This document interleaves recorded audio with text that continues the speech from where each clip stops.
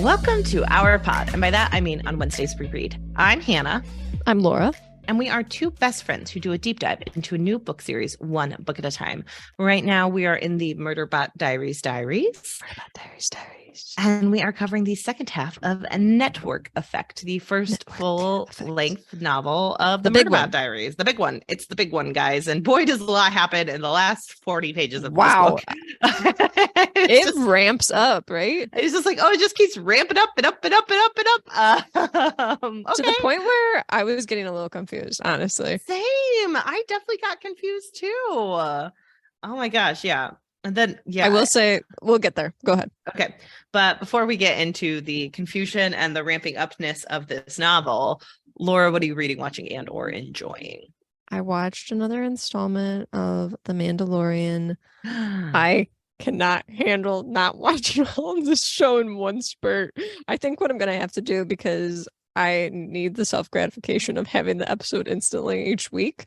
And I also want to just watch them all in one big chunk. Once they're all released, I think I'm just going to go back and watch all of them just back to back. So you need to know what happens, but also I want the long story. You know what I mean? Yeah.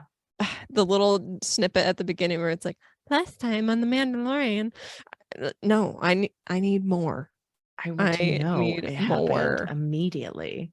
Also, I want more Andor. I have been very much missing that show. Laura just wants all the Star Wars. I am very much in my sci-fi era that I am wanting lots of Star Wars. I am digging Murderbot so much. I'm currently reading Goodbye to the Sun by Jonathan Nevair, and it is giving me all the Star Wars vibes, very much Andor vibes.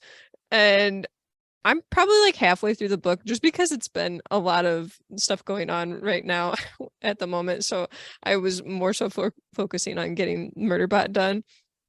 But I am really enjoying Jonathan Nevair's first book in the Windtide series, and it's giving me a lot of Andor vibes at the moment and a lot of the political intrigue and things going on. So kudos, because you're scratching my Andor itch. Good job, Jonathan.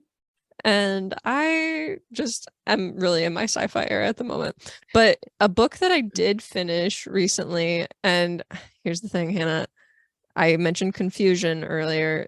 This book had me confused. So I started reading it on my tablet when we went on our trip to Portland. And This Is How You Lose the Time War by Amal El-Mohtar and Max Gladstone. They're the authors. And this was one of my 12 challenge books. I was like, this will be fast. It's only like 150 pages. I started reading it and I was confused when I started reading it. Then I started like kind of picking up on the cadence of it. And I read through the book and there was a lot of like pretty prose and things where I'm like, that sounds beautiful. I got through the book and I was like, what just happened? I have no idea what happened in this book. And so I was like, I guess I need to reread this because I could not tell you what happened in this. So I was like, you know what?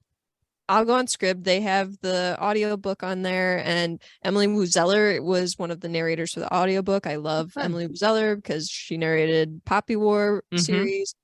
And so I then went back and listened to this, and I had the exact same like thing happen to me when I was listening to it this on the second reread or the first reread, where I'm like, what's going on here? I'm confused. And then I started to kind of pick up on the cadence, and I started to like pick up on some of the pretty prose and think, these are like beautiful letters. And then I finished it and I again thought, I don't know what happened in this book. So for me, this book has gotten a lot of high praise. I think it just doesn't function with my brain. It is not compatible with my brain. And sometimes that happens. It's literally just got to be a me problem, because I've heard so many other people say like, this is a great book. I love it. I've heard other people on podcasts say it was like one of their favorite books they read in the whole year. And I'm just like, I cannot tell you what has happened in this book. I've done 2 different formats and it doesn't work with my brain.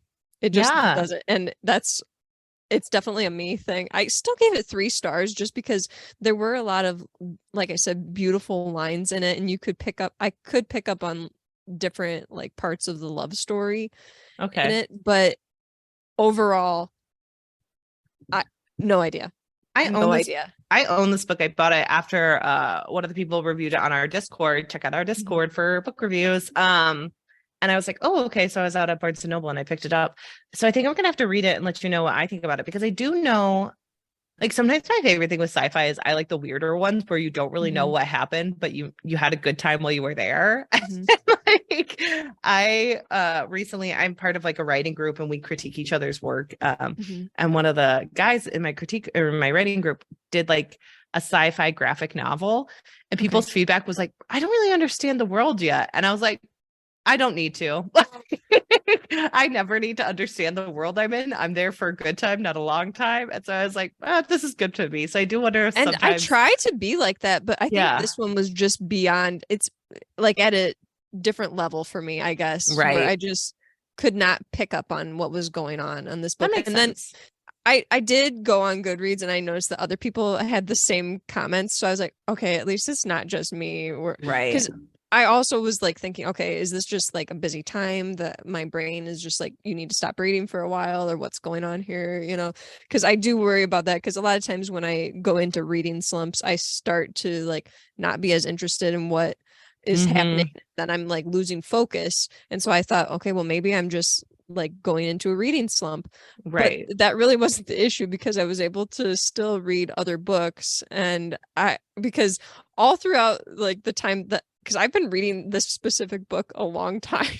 Yeah, you have. It's so short, and listening to the audiobook for a long time. But I would like have to reread chapters, and I would have like, I tried so hard to understand this book. I've tried very hard with it, and I didn't DNF it. I finished it twice, but I just think it just doesn't work for my brain. But like, just to prove that I was reading other things, I read like One Last Stop.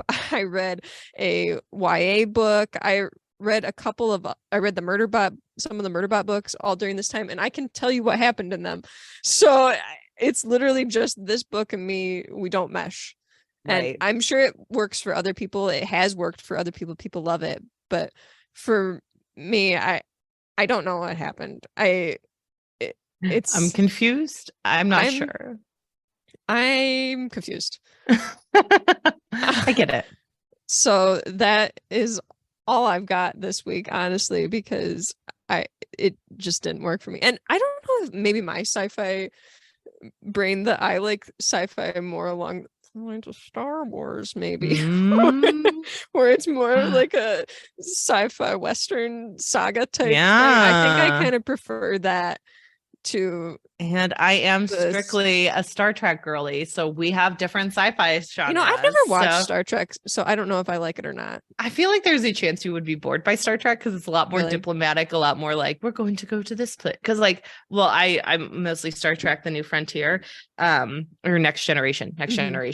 And like the whole point of Star Trek: The Next Generation was like, they are just an exploration group, so they're there not to like get involved with the people, even though they always do, but they do like try to respect the communities they enter into, and a lot of their missions are more diplomatic than anything else. But then again, it goes back to last week, there's a lot of drama but very little happens kind of thing. So and like, it's always funny to watch in the 90s, because they have a literal empath on their crew where she's like, it feels like they're lying, sir.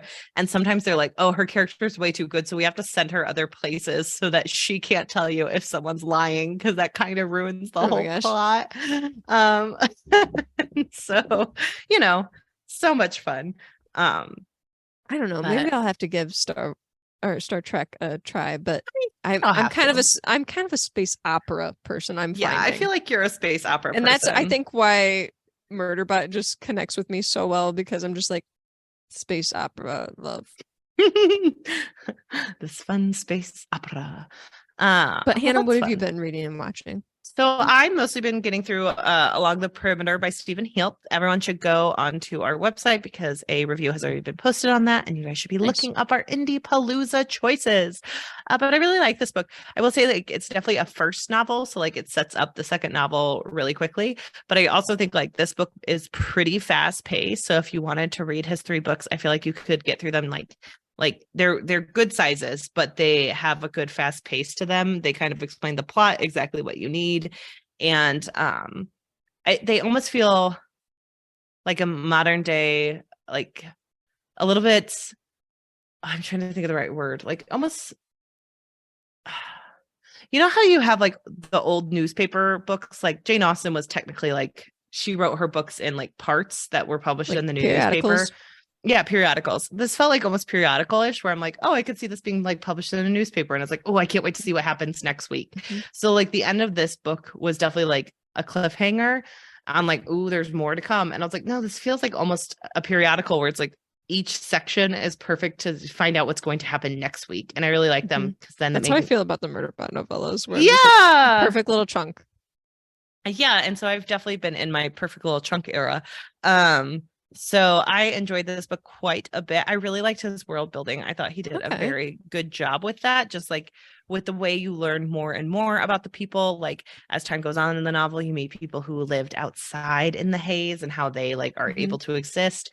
There's a little fun, few little Easter eggs and like stuff they're looking through for old world technology and all that jazz. So I had a lot of fun with it. Awesome.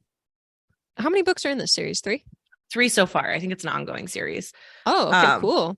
I have the first 2, but yeah, I'll need to get the third one as well. So yeah, that was a fun little jaunt into Indie Palooza. And my next book, I will announce it on the pod because we're just so cool like that. Let's hear it. I'm gonna do Jeff Speight's oh my gosh. Paladin Unbound. Paladin Unbound. Thank you. I have, guys, I'm so tired. I'm a little bit sick today. But I will be, it's a great day for Hannah to recap a novel because she woke up a little bit ill this morning. And so, you know, I'm totally here and on board with everything. But I'll be reading Jeff Speight's Paladin Unbound. I can't wait to read it. He sent me a copy on Kindle a while ago, and this was the perfect opportunity to pick it up. So I can't wait to read it and review it because I've been wanting to read this one for forever.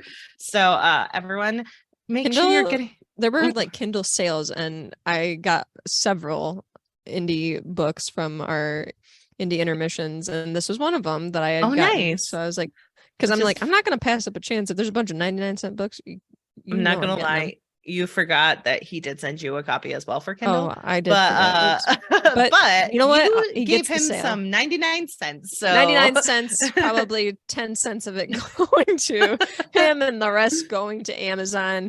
You're welcome, Jeff Bezos. And we're sorry, Jeff. Yeah. But that will be my next reading. And I think I might read a rom-com in between just to like loosen up the fantasy gates. I think we're going to do The Kiss Quotient by Helen Hoang. Oh, okay. That's on my to-do. I have read the second and the third of her novels, and this is the first one, but not the first. And I take it this is one of those where you can read them out of sequence and it still makes sense. Most romance novels, like shockingly, guess what? In a romance novel, they end up together at the end. You just get to see how it happens. And so, and a lot of times the first one I found is like a little bit more of the like straightforward romances of all of them. Like they get a little bit more playful as time goes on. You're looking at the Chloe Brown of it all, aren't you? You're thinking of the Chloe Brown of it all.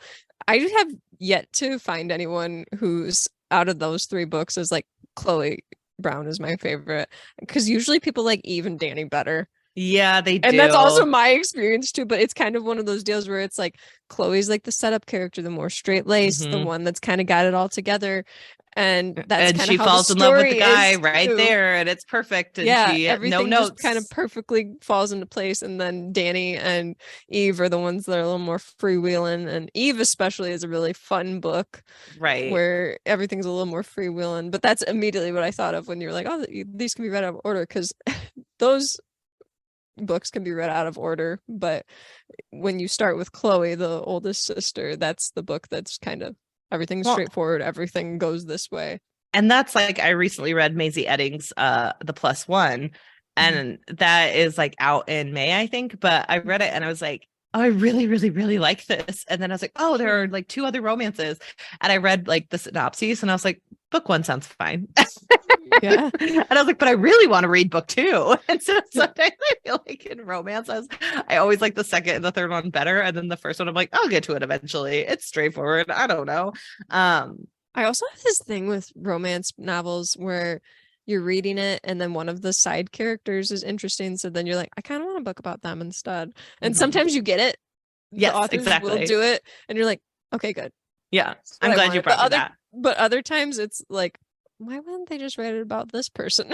I know that. I mean, I had that with One Last Stop where they were like, oh yeah, well, I fell in love with her when she was dating someone else. And I was like, what? I want that story. Where is it? Like, give me a story of that happening. Right. But so I got the Kiss Quotient from the library and I was like, maybe I'll loosen up a little bit during Indiapalooza and take a brief romance mission and do that, and then I'll be right on board with Jeff's novel, so that's exciting. Cool. And then for watching, I finished the other Scream movies that I had not watched yet. Scream 4 and 5, which, guys, I did not love Scream 4 the first time I watched it. Upon rewatch, it does age pretty well. Like, really? I do think some of the Scream movies, they're better upon rewatch because you almost get, because like, when did they come out? So the original Scream came out in like 1996. So it was very old, and it was like, let me pull this up because I've been looking at it all week because I've been thinking about it. So the first Scream came out in 1996, and then the next one came out in 1997. And then they took a couple breaks, and the next one came out in 2000. And Scream 3 is like the worst one, and everyone's in full agreement on it. It's just it's doing way too much.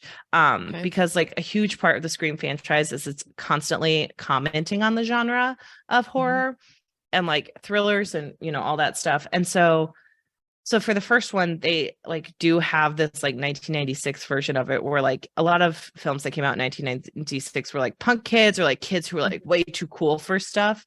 And that movie had all of that, where like there's a huge scene in the first Scream movie that's pretty iconic where one of the guys breaks down what you shouldn't do in a horror movie, and then people who do that end up dying. But like everyone kind of knows that that's what you're not supposed to do, but then they're doing it because they don't care as much, you know. So it's like, never say I'm gonna be right back, and never, you know, do this, and you never have sex, and you never do that, you know. And then everyone's just doing it because it's their regular lives and they don't care. But it's definitely like commenting on that.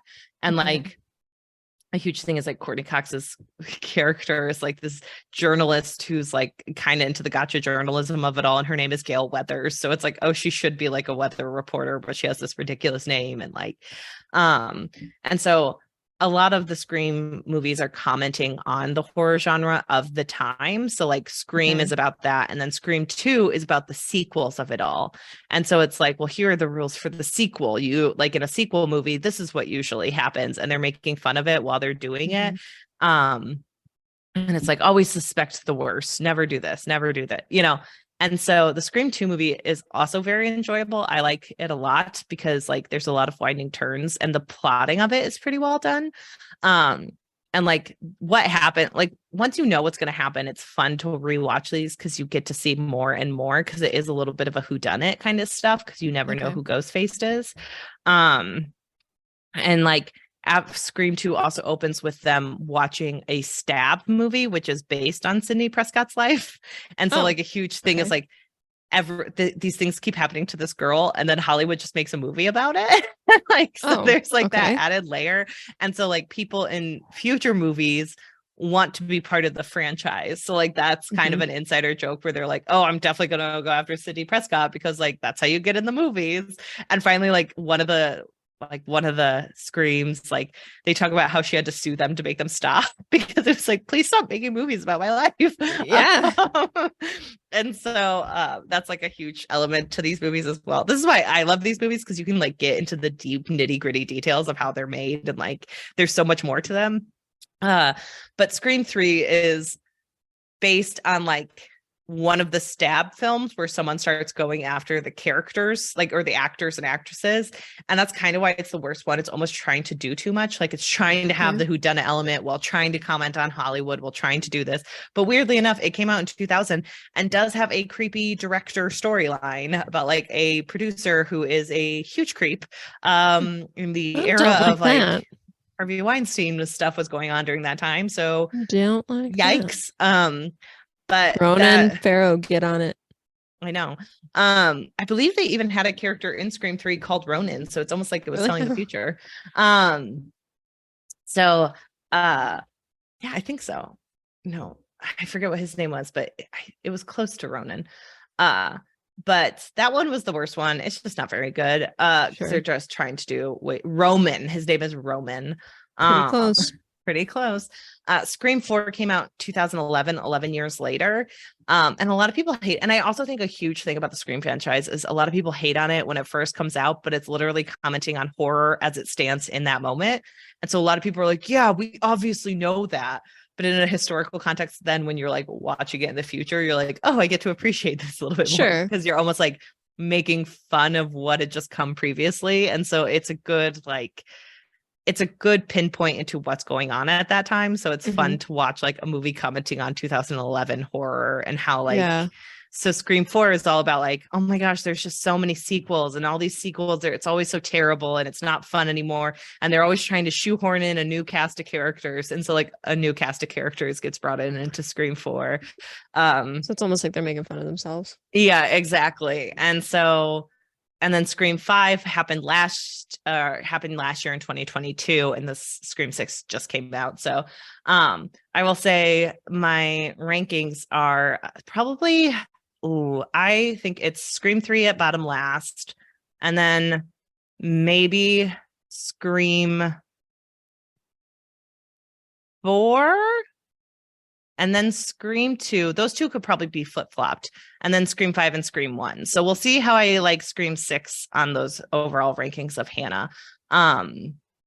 But I definitely love them a lot more on rewatch. And Scream 3 was the only one that I did not enjoy on rewatch, and I just sat playing games on my iPad the entire time because I was like, yeah, whatever. This is the most confusing movie. It makes zero sense. Yeah.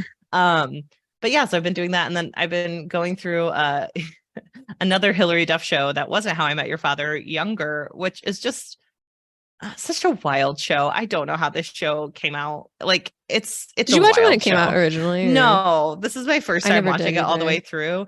I take giant gaps to the point where I'll come back on the show and be like, what's going on? And then I'm like, do I need to remember? No. I'll just like go on with my life. Some of those are like the best shows though, where you can just like check out and then like months later come back and be like, I think I'll watch it again. I kind of enjoy having a show like that. It's very nice. So I've been doing Younger a little bit more often now. And I sometimes that show just makes me laugh though, because there's supposed to be a love triangle, but sometimes when you're like dealing with people who are a little bit like, one of her love interests is in his 20s. Like by the time I'm watching it, he's 27. And like, so he'll be like, I just want to be with her. And she's like, yeah, but you also want children. And I'm like 42. So like, I don't want children. So like, maybe you should go have the life you want. And like, sometimes it does grate on me a little bit when this guy's like, I just love her so much. I'm like, and you're 27 and she's not wrong. So like, yeah, it's a little cloying when you're just so obsessed with the fact that you can't be with her. And I get it, because like, you're supposed to be younger to her older, but like, sometimes it's just like, maybe you two should stop hanging out together then. Like you two continue to hang out together. And she seems pretty on board with the fact like, yes, of course I have feelings for you, but like also you want different things and I'm not willing to give you those things. So it's time to part. And I'm like, it doesn't make sense for you two to be together anymore. And your ship has sailed. And you're back and forth on the fact that you think she's a liar. And it's like, because she's like pretending to be younger. Like that's the premise of the show. And it's like, I did not know the premise of the show. Oh, you don't know the premise of the show? So she's a 41-year-old who like is recently getting separated from her husband. He has a gambling addiction. He's like ruined all their savings and lost his job. And so she had been raising her daughter for X amount of years and like left the publishing industry when she was in her 20s. And her daughter is around 21 when the show starts, or maybe she's 20.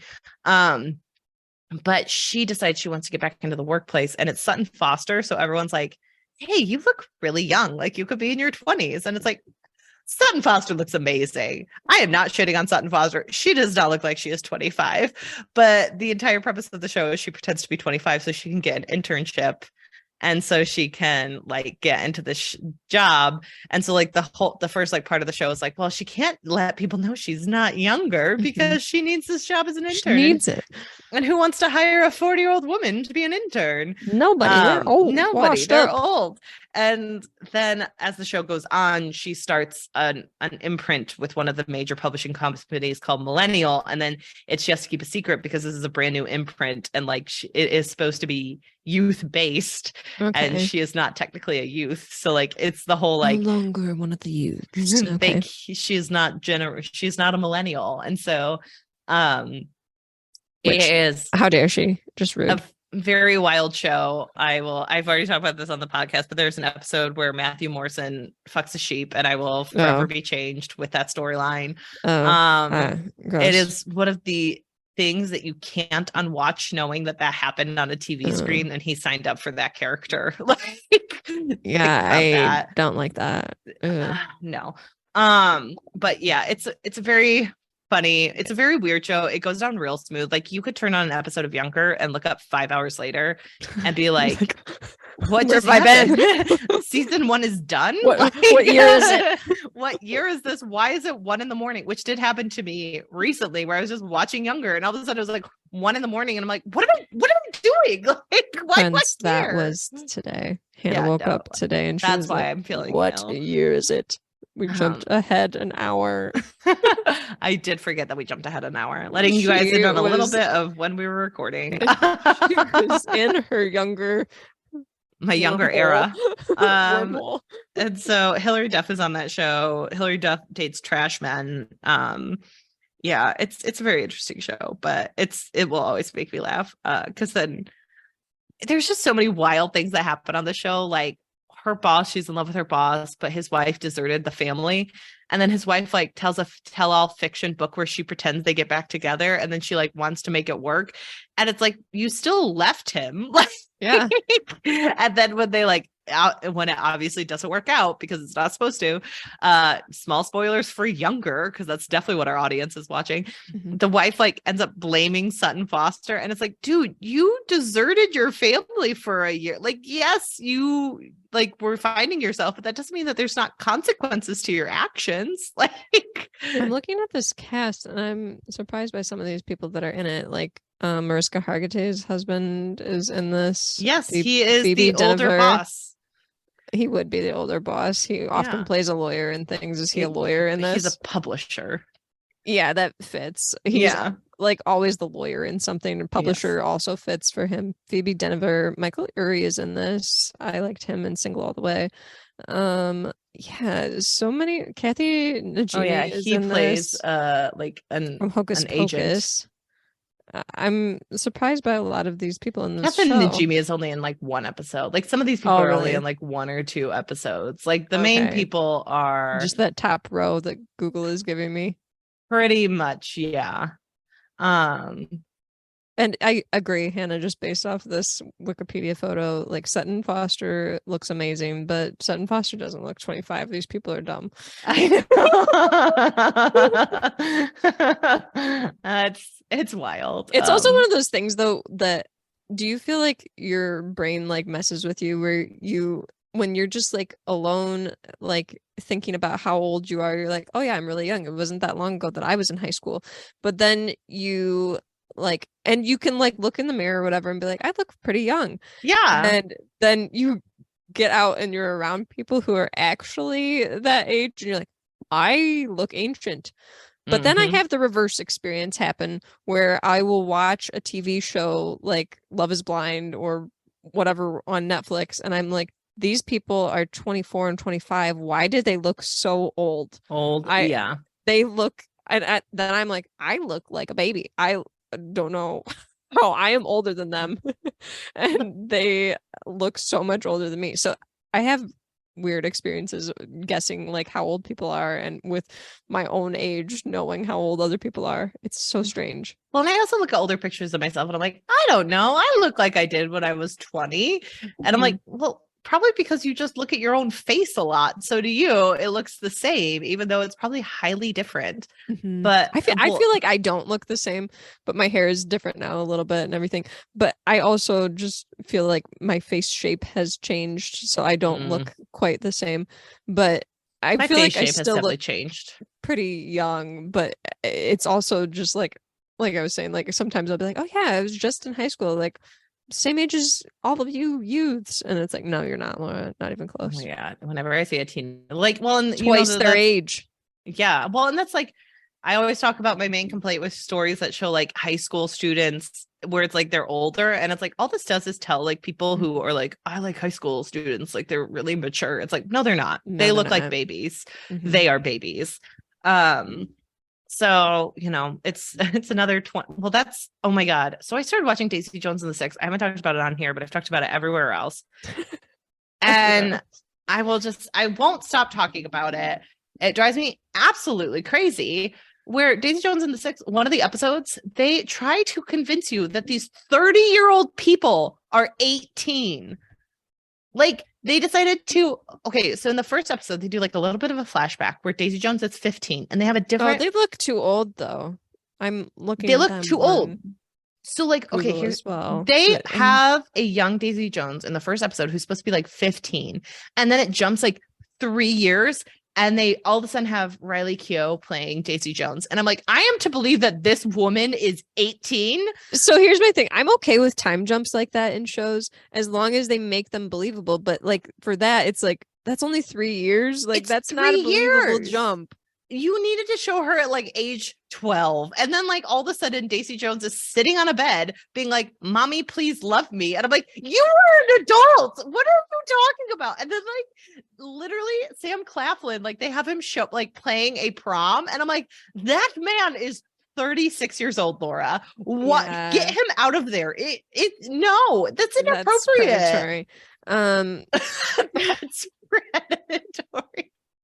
I mean, he is also dating like the oldest woman on the like Camilla. Can I ask? It's been a long time since I read this book. I think it's been like over a year. But Timothy Oliphant is in this. Please tell me he's not expected to be no 18-year-old. Okay. No, he's not an 18-year-old. I promise. Well, and technically they're supposed to be their early 20s, but also like, look. I get it. Hollywood is weird, and these people do look like what they would look like, but also they're too old to be playing the early 20-year-olds. And then in the jump forward, it's jumped to the 1990s, so it's jumped 20 years. So they're supposed to be in their 40s, and I'm like, there's no difference. There's no difference in the way these people look. Exactly the same. They look exactly the same. And why would you pick the middle people to play the 20-year-olds and the 40-year-olds? They're in their 30s. It baffles my mind. Lots of people were not bothered by this. I did see a joke on Twitter that was like the two oldest high school people ever, and it showed the Rizzo from Grease and Sam Claflin from Daisy Jones and the Six. Didn't it include KJ Apa? No, like, it was just those two people. Come on. And it's just like they did it wrong then. Oh my gosh. This show, I've only watched 2 episodes of it because I honestly, it takes a lot. It just takes it out of me. And I think part of the reason is they understand that Daisy Jones and the Six was mostly consumed by people our age. So they picked people our age to be the characters. So we would be more on board and fangirl a little bit more. And B, Daisy Jones does a lot of hardcore drugs. And if you actually hire a 20-year-old to do that, it may not look as cool and like fun aesthetic that it could if it's like an older woman who's making the active choice. But also, that's just glorifying 20-year-olds doing drugs with making it look like you're older when you do it. Yeah. It's not what you're doing. Cool. It's cool. It's okay. She made that choice, and look at how sophisticated she is. It's like, no, show a 20-year-old asshole doing drugs, and then it's not glorified. It's a child, which is what happened in this show. It was children doing these things. Like, that was the time period in the book, they made this right? in the book. Yeah. Like, they were in their mid-20s. So like, it's a very weird choice to just have like them all of a sudden 18, 19 and have them be like 30-year-old adults. I wish they kept like, what's this on? It's on Amazon Prime. Okay. And I do wish they just kept the younger looking kids for like an extra episode and then done a time jump. Yeah. And I think you could still do that. Wouldn't and then have it would have been as jarring maybe. Yeah, but like the fact that they like, you should have had them all meet when they were a little bit younger and then like re-meet when they're a little bit older. But like the timeline on this is real weird. It's just weird. I must have missed that this was on Prime when Prime is trying to push Carnival Row on me so hard. Well, it just came out season 2, and I'm just like, no, I'm not watching it, Prime. This just came out on my birthday. Like Oh, it so hasn't it's been out fairly recently then. Yeah, and like the season finale doesn't come out until March 24th. They're like doing they're doing little like an boosts episode of at a stuff. time. They're trying to pull a Mandalorian. Exactly. But I think they needed an entire episode with them as like young people, and then not like crash in on Sam Claflin as an 18-year-old, and it's like, hi Flash guys, forward. I'm an adult. Like, he's old, but he's still young. Right. Like the past 3 months were really hard on him. Don't do drugs, kids. It's like, you look pretty great for all those drugs, Daisy. Like I always pictured Daisy like much older and like not as like, but she looks pretty great. I'm not gonna honestly lie. I kind of pictured like Stevie Nicks, but yeah, I know it was an interesting take. But I don't know this. Yeah, I think I'd be fine if they were playing like 25-year-olds, but when they're playing 18-year-olds, I cannot take them seriously. I refuse. That's tricky.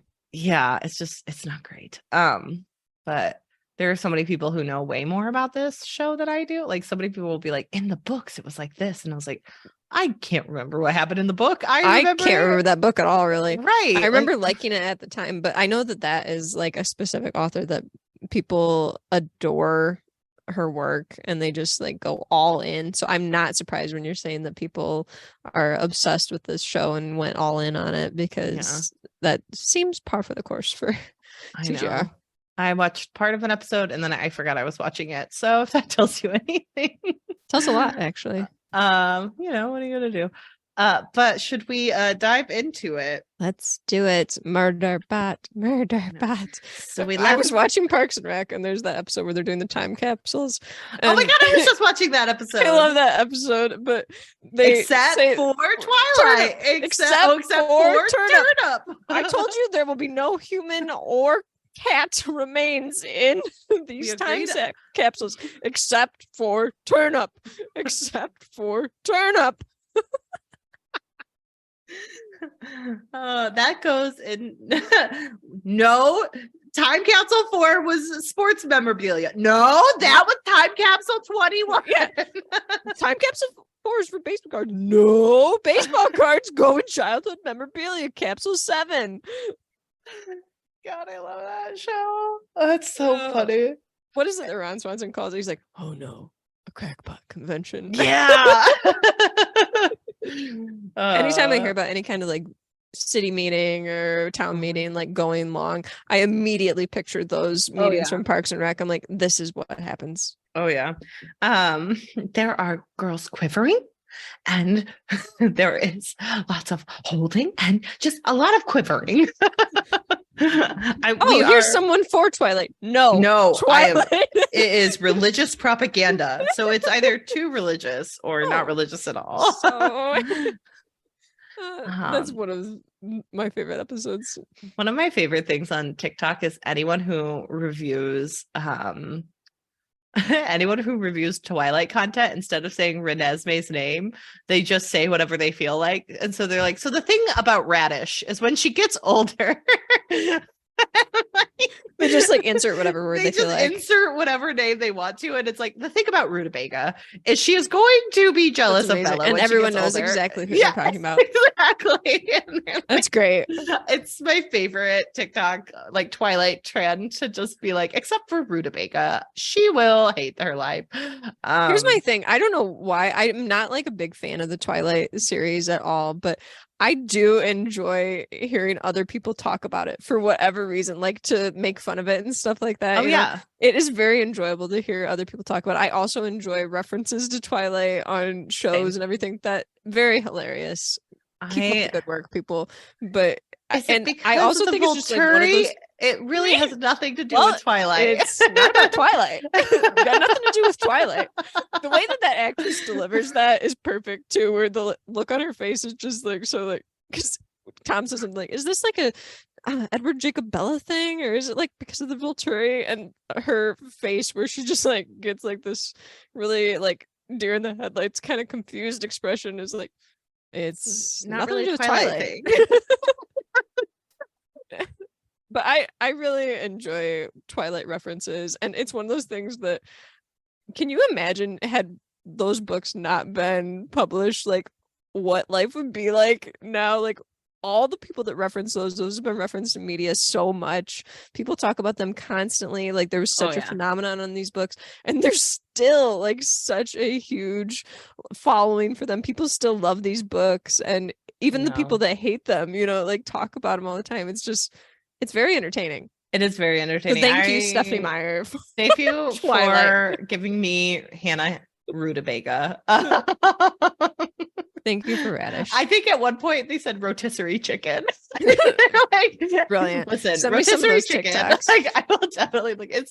I think it's one TikToker in particular, but a lot of them do it. But it's like hers are always like chef's kiss perfect. Look, rotisserie chicken will have amazing deep issues in her life. I also just love that people are like having deep dives on what rotisserie chicken's life is going to be like growing up. Well, because it's like there's still deep-seated feelings between Bella and Jacob. You cannot tell me different. And rotisserie chicken's and like the way that revolves she's aging, around. Yeah, the way she's aging is going to be really traumatizing. And the fact that like literally her dad doesn't give a shit about her except that she makes his wife happy. Like his wife, There's so many issues that people really do a deep dive on where they're like, listen, I understand. But like that's also. We talk about this a lot. Usually the fans of Twilight, they know. Like, not a lot of them are like, you need to take this seriously. It's like, no, I did a deep dive. But also, her name is Rotisserie Chicken. Like, what do you... Yeah, they don't care. So, yeah. Twilight fans are chill. Twilight fans are chill. All right. They know what it is. We left off on Murderbot fighting with Art. And they're just not happy with each other. Their Art was kind of like, yeah, I guess it's okay for now. I know. I guess I can agree to this. And Amina is going to go talk to Elytra about what's going on and trying to see kind of what Elytra knows. And they're all like, are you sure you're up for this? And Amina's like, it's fine. Like, I already know she won't try to hurt me. And like, she knows Sekun is here and Art. And then she's like, it said I could call it Art. And like, is that okay? Murderbot is like, of course. It's so passive aggressive. Said you could call it nickname I gave it. I know. And so Art is like telling it, I don't need your help. And it's like, that's not what you said when you kidnapped me. It's like actually, you kind of needed my help a little while ago, but whatever. And so Art like dumps down its archive for Murderbot to go through and see like what's going on, to see where Art has lost some of its memory. And so Murderbot is also like, I don't want Elytra to see that I'm like lurking here. And so, well, they send in Amina with like some clothes as like a cover, like, oh, take in some clothes and then just trying to see what you can get out of her. I know. And then they see that there's like biohazard in the medical area. And they're like, I'll go get the biohazard gear to clean it up. And Art's like adding things to its stuff. And like Murderbot gets so passive aggressive about Art being like able to do way more at the same time than Murderbot. Like it functions so well and it can do like a million things. And I'm like moving through murky water. Murderbot's so jealous. I know. And so Elytra was like, oh, I think I'm doing better, but we didn't know the implant things were in this. I don't remember that at all. And Art's like, interesting. And it's like, why? Because you have a gap in your memory archive? And it's like, yeah. It's like, very similar. It could be the same cause. And it talks about saying like it could be a mix of outdated human technology and alien remnant. And that could mean like a stupid pre-corporation rim, humans establishing a colony on an interdicted alien remnant site. And they're kind of going back and forth on the possible things. And it's like, well, it might have been undiscovered. Like, and they're just kind of theorizing it. And Art is like, and Murderbot is like, Art could be right about all of this stuff. The tech wasn't useless, but they did seem to be a little bit more rudimentary. And so Art is like going through different facts. It's putting in graphics and it's like, yes, another one. And they're kind of just going through everything and everyone's reviewing. I do like that they're using the comm systems a lot more in this book. Yeah. It's good foreshadowing. It was kind of like underutilized in previous books, honestly. Like, right. And I wonder if this is like something that Martha Wells like picked up on, was like, you know what? Why haven't I been using this more? And so like Art is kind of, and Art's using like data to like put up on everyone's screen so they can review as they're going on. And Amina's like sitting there trying to talk as she's seeing all this. And it's so funny because she's sitting there trying to be like, uh-huh. Oh, and another thing. Like to try and pay attention, like as somebody's talking to you. Cannot even imagine. And like Elytra can't tell her everything because she's like, well, I can't really reveal things. And Amena's like, I'm not sure what she means by this. Like, how could someone own information and all this stuff? Because like Amena hasn't gone off the preservation area very often. And they're like, well, she needs to be more afraid of being recaptured by targets, but she's afraid of her salvage corporation because she has like contracts saying she can't reveal certain things. And Amena's like, I totally understand, but we do need to know what's going on. And whatever happened of them could happen to us, and it's more likely the longer we're stuck here. So she's like trying to convince her. She kind of lets slip that there's like a crew, and Elytra's like, I thought the new crew were the crew.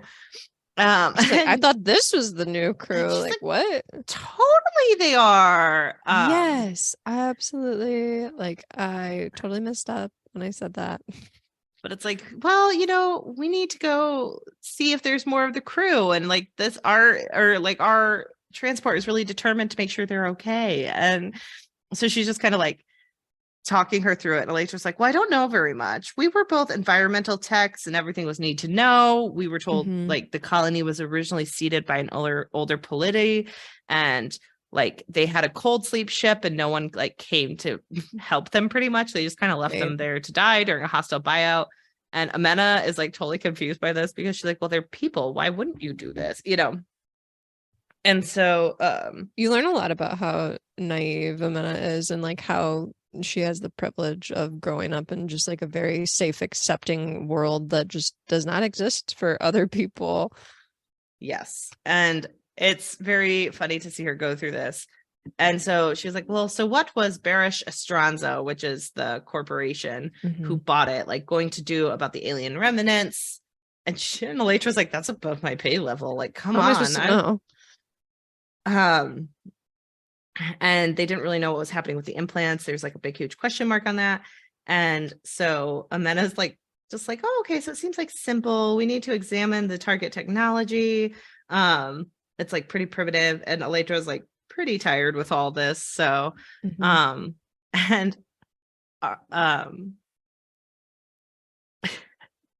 like wants Amena to leave the compartment because it feels like things are getting dangerous with like the different gaps and being around this person, and like Murderbot is very protective over Amena, which I am glad that Murderbot's kind of paying attention a little bit, because there were times previously where I'm like, Murderbot, you're not paying good enough attention and you're letting things kind of slip through here. So I was like, okay, you're having a little foreshadowing that you're like, if I let my guard down, bad things happen. So okay, good.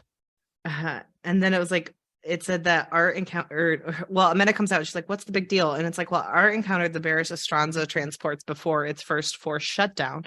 So whatever attacked it and then kidnapped its crew came from one of their ships. And Amena's like, oh, crap. Whoops.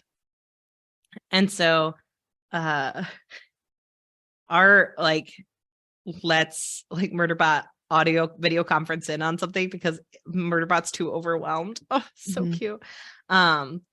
And Murderbot doesn't want to be on screen because it's just a little bit too rattled. So Amena's like, it's just in the restroom. And it's like, come on, Amena. So they build up. Well, Amena was. Murderbot says that Amena is in the restroom. Oh, that's what's going on. And then Amena's like kind of mad, and it was funny because Murderbot's like, well, if you want a better lie, then you're gonna have to make it up yourself, because I am not gonna lie.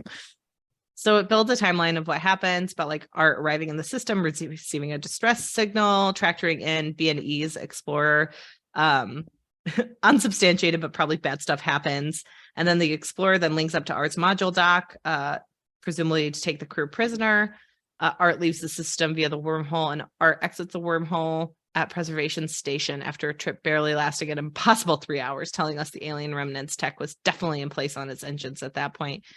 And then Art goes into standby for 5 ship cycles and kind of misses out on what else is happening.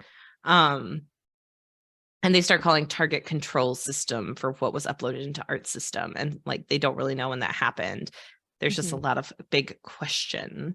And Art is like getting upset by this discussion because it's got to be hard to talk about your own failure and like what happened to your crew. And Art is very connected to its crew, so yeah, this is really hard for it.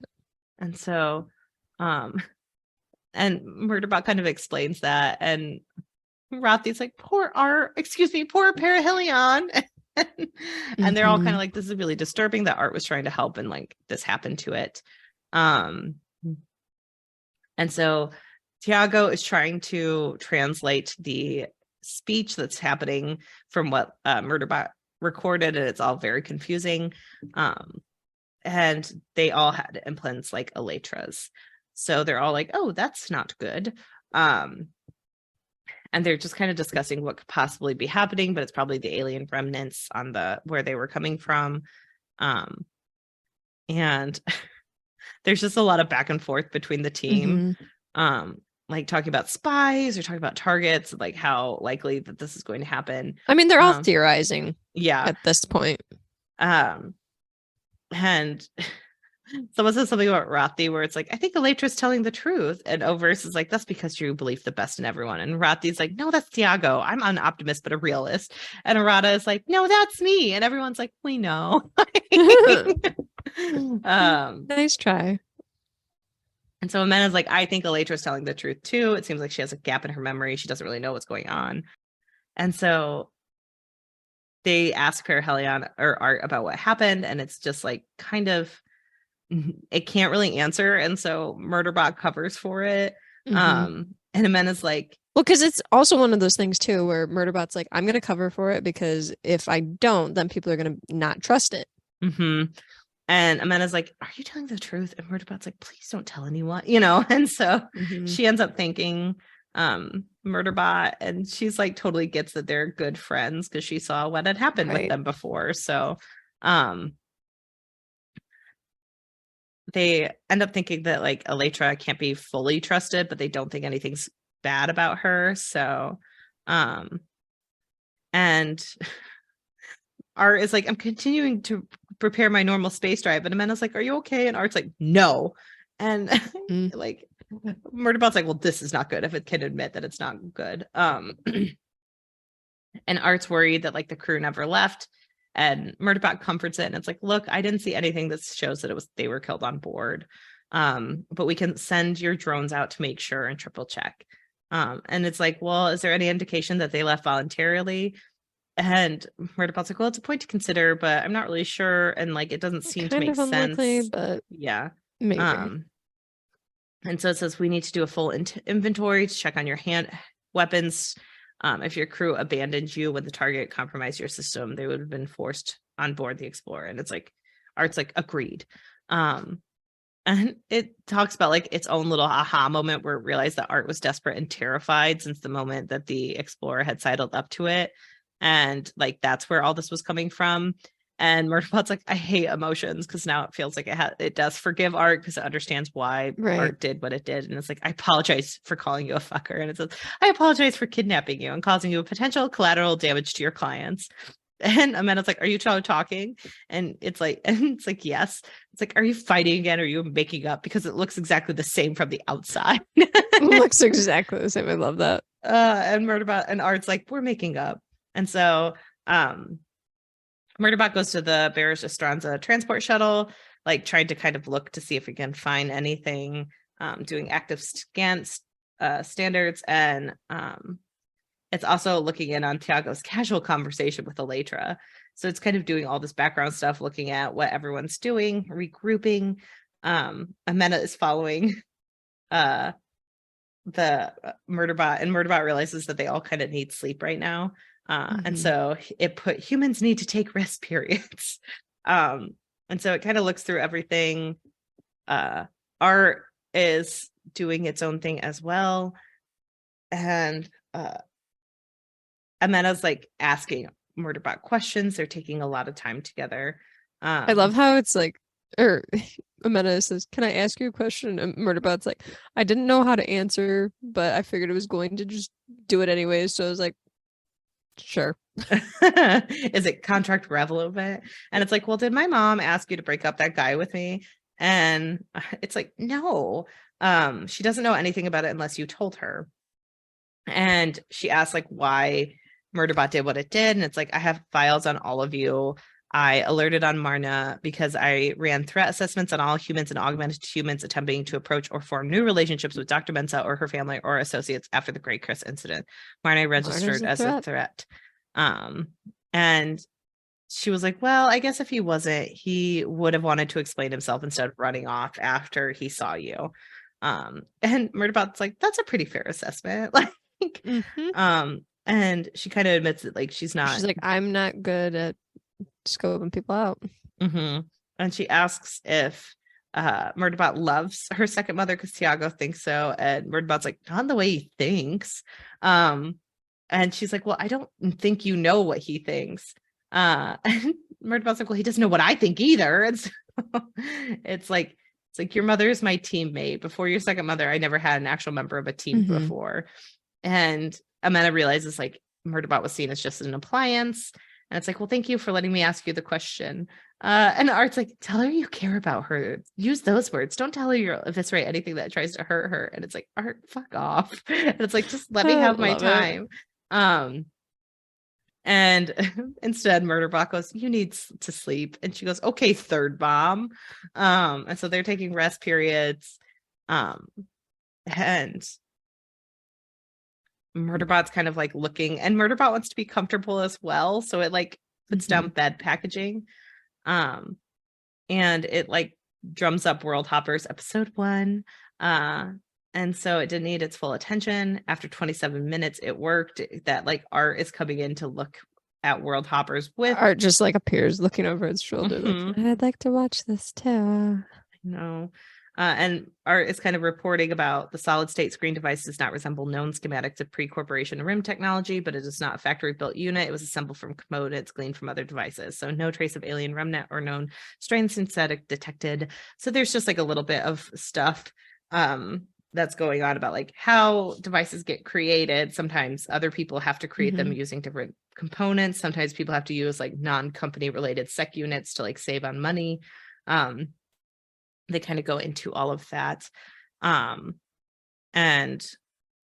they kind of like look at all the different potential fights they could have, the way that they could keep going after this. And then Tiago comes to talk to Murderbot, and it's like, I was hoping we could talk. And it kind of talks about like, he's like, I'm glad I came on the survey. And Murderbot's like, no, you weren't.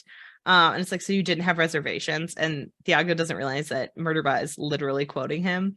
And he's like, I did, but like, well, because Murderbot says something like, it was so long ago that it won't realize that I'm using a direct quote. Like, oh, right. Gosh.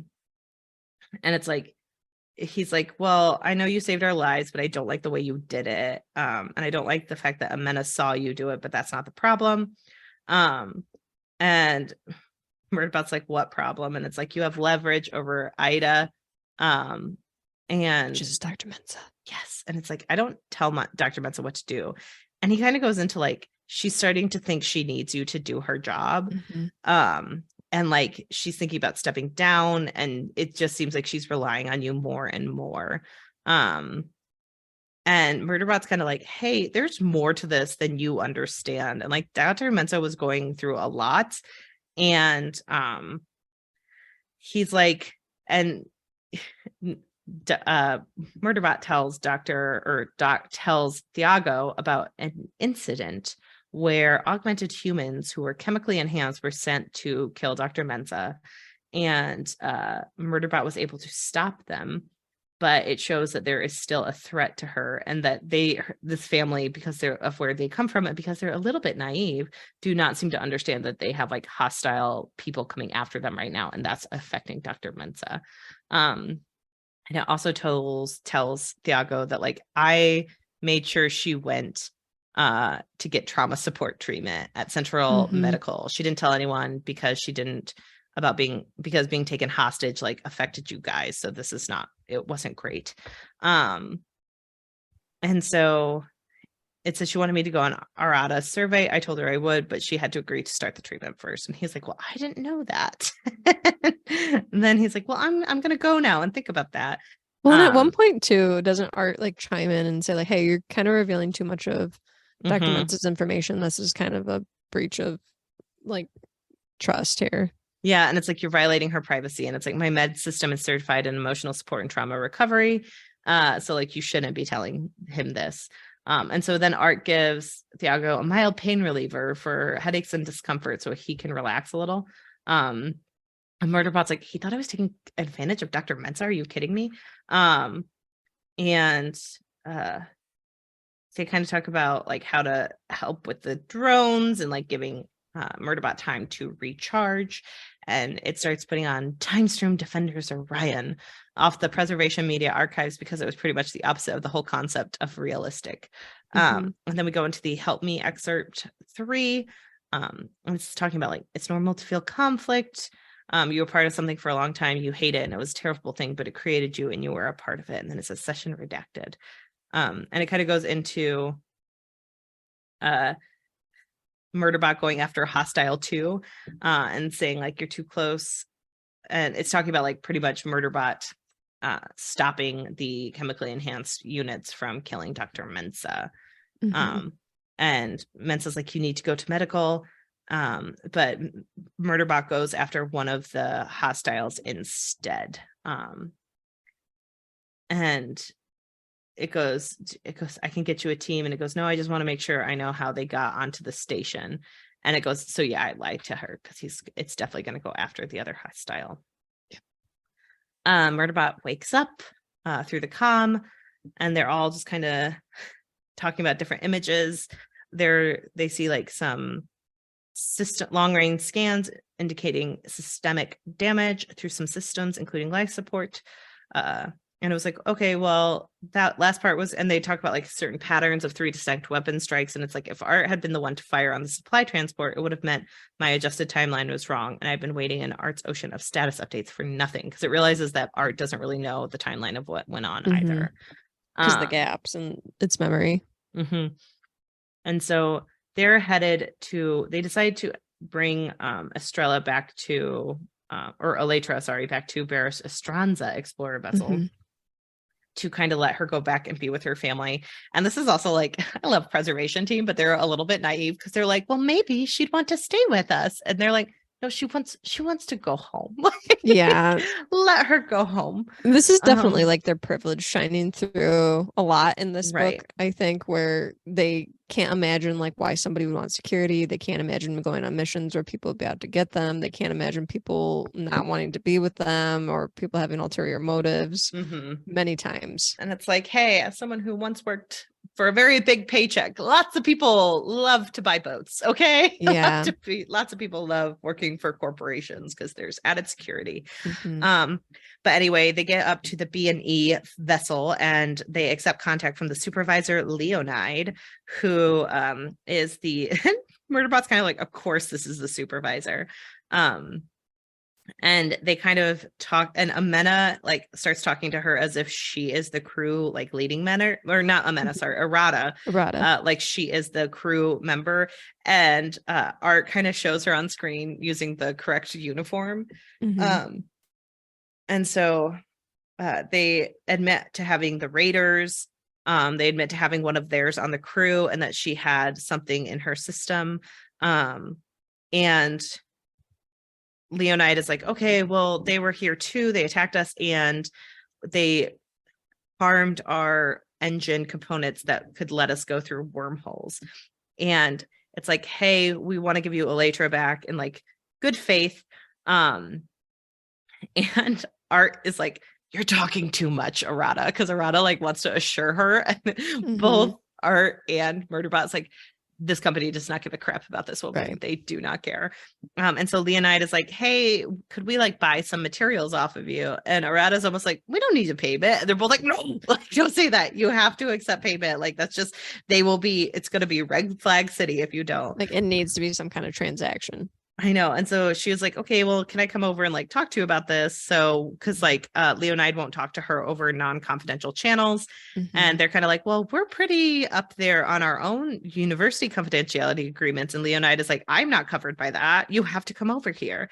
And so Arata agrees to go over. And then it goes, obviously there was a big human argument.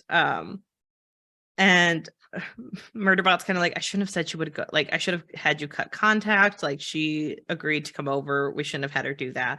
And so Murderbot decides to go over with her to kind of be like a sec unit security.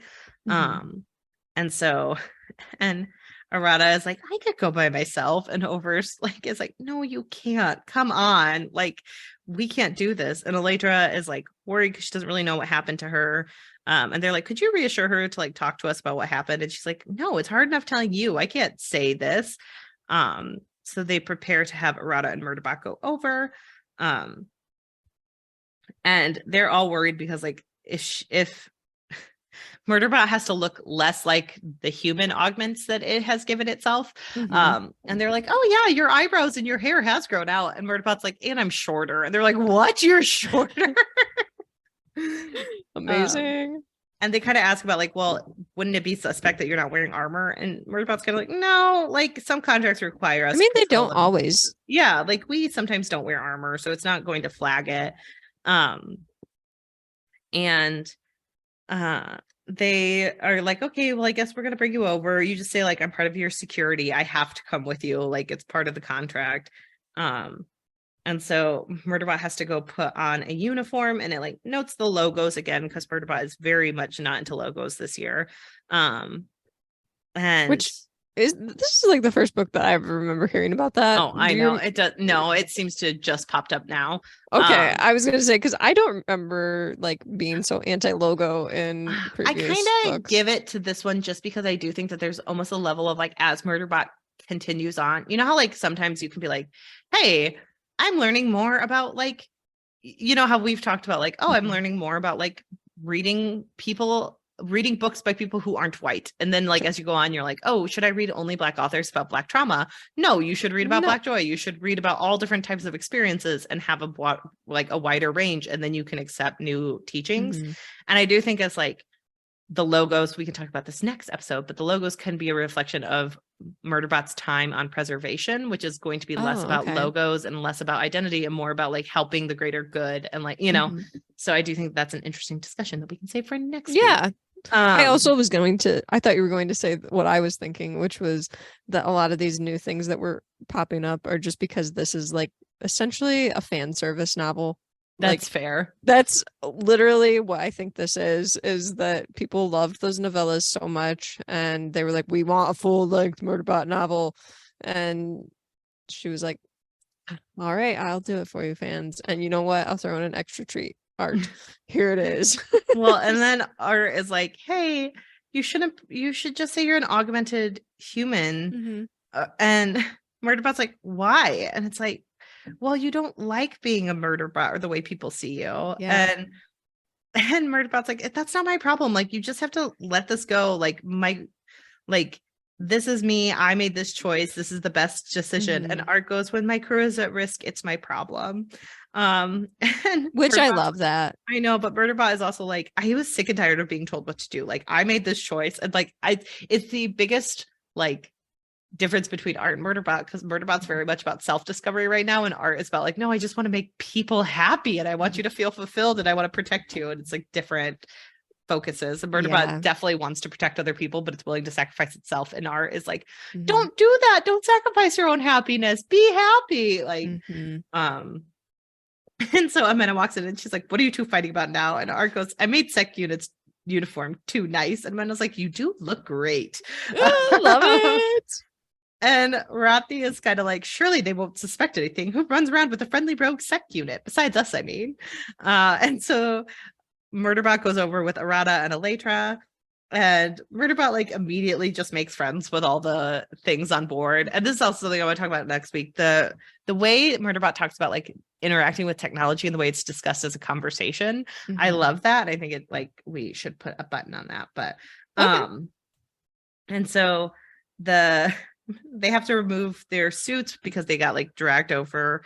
And Leonide kind of talks about what's been going on, how they purchased this planet recently, and they had like people drop down. Usually they would take a shuttle, but instead they took like this almost like an elevator down to the planet, because this is like an easier way to go down, but you have less control and you can't leave. And Murderbot points out like, no, they just do that so that contract people can't leave if they want to, or create an uprising, because all you have to do is shut down that unit and it's not usable, but a shuttle you could take over.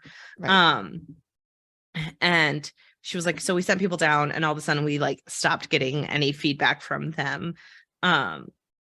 And they tell them about the implants, and Leonide is like, that might explain how they were controlling our contact group, saying everything was okay because maybe nothing was okay. And according to one of the sec units they had down there, or sec system, the warning had come from a sec unit to them that something was going on, and that was how the B&E transport unit knew not to go down to the planet anymore. And Leonide ends up like insulting sec units, and it's like, well, I guess ours isn't as sophisticated as yours. And Murderbot's like, well, it sounds like they saved your life, so how dare you? Like be a little grateful. So Art like is listening in on this conversation, and it's like, hey, possibly the Explorer attack. Oh, because they figure out that one of the cruise shuttles like had a damaged supply transport wormhole, so they couldn't travel, and that's probably why they tried to overtake Art, because it needed to get through the wormhole. And it's like, yeah, but that didn't tell us very much. And so they asked about visuals on the Raiders, and they show like a 6-second clip, and it says that they think they've been affected by alien remnant, and so they were probably human.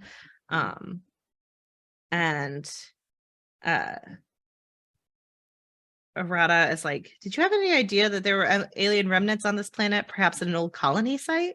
And Murderbot's like, stop asking questions so directly. I am surprised too, like how naive some of these people are, where I'm like, I thought they're supposed to be like political leaders and scientists within their planet, but at the same time they're on this mission. A lot of the things that they do, like that, where they're supposed to maybe be a little more covert, they're just openly asking. You're like, that seems dumb. I kind of see them as like a small European country where it's like, we're kind of doing our own thing, no one really bothers us, and then they like start going on these diplomatic missions more and more after like Dr. Mensa was like, oh, let's explore, let's do this, let's like learn more about the world, because like they have like a very successful like station where they're like, oh, we're run well, and so they like just started seeking this out, and then they fell into all of this information that is like much bigger than what they're doing, and then they're like, oh, so you have to like interact with people and have like actual diplomacy. I didn't know about that stuff. I just wanted never happens in Genovia. Yeah, exactly. Like this never happens in Genovia. I just wanted to travel throughout the EU. Like, how dare? And so Leonide like tries to pull a fast one on Arata, because Arata is being naive. And it's like, well, maybe we could negotiate a discount for your return to the ship. And so they're going to take Arata hostage. And Murderbot's like, I hate hostage situations. And so Murderbot like, don't blame it. Like, I know, worst.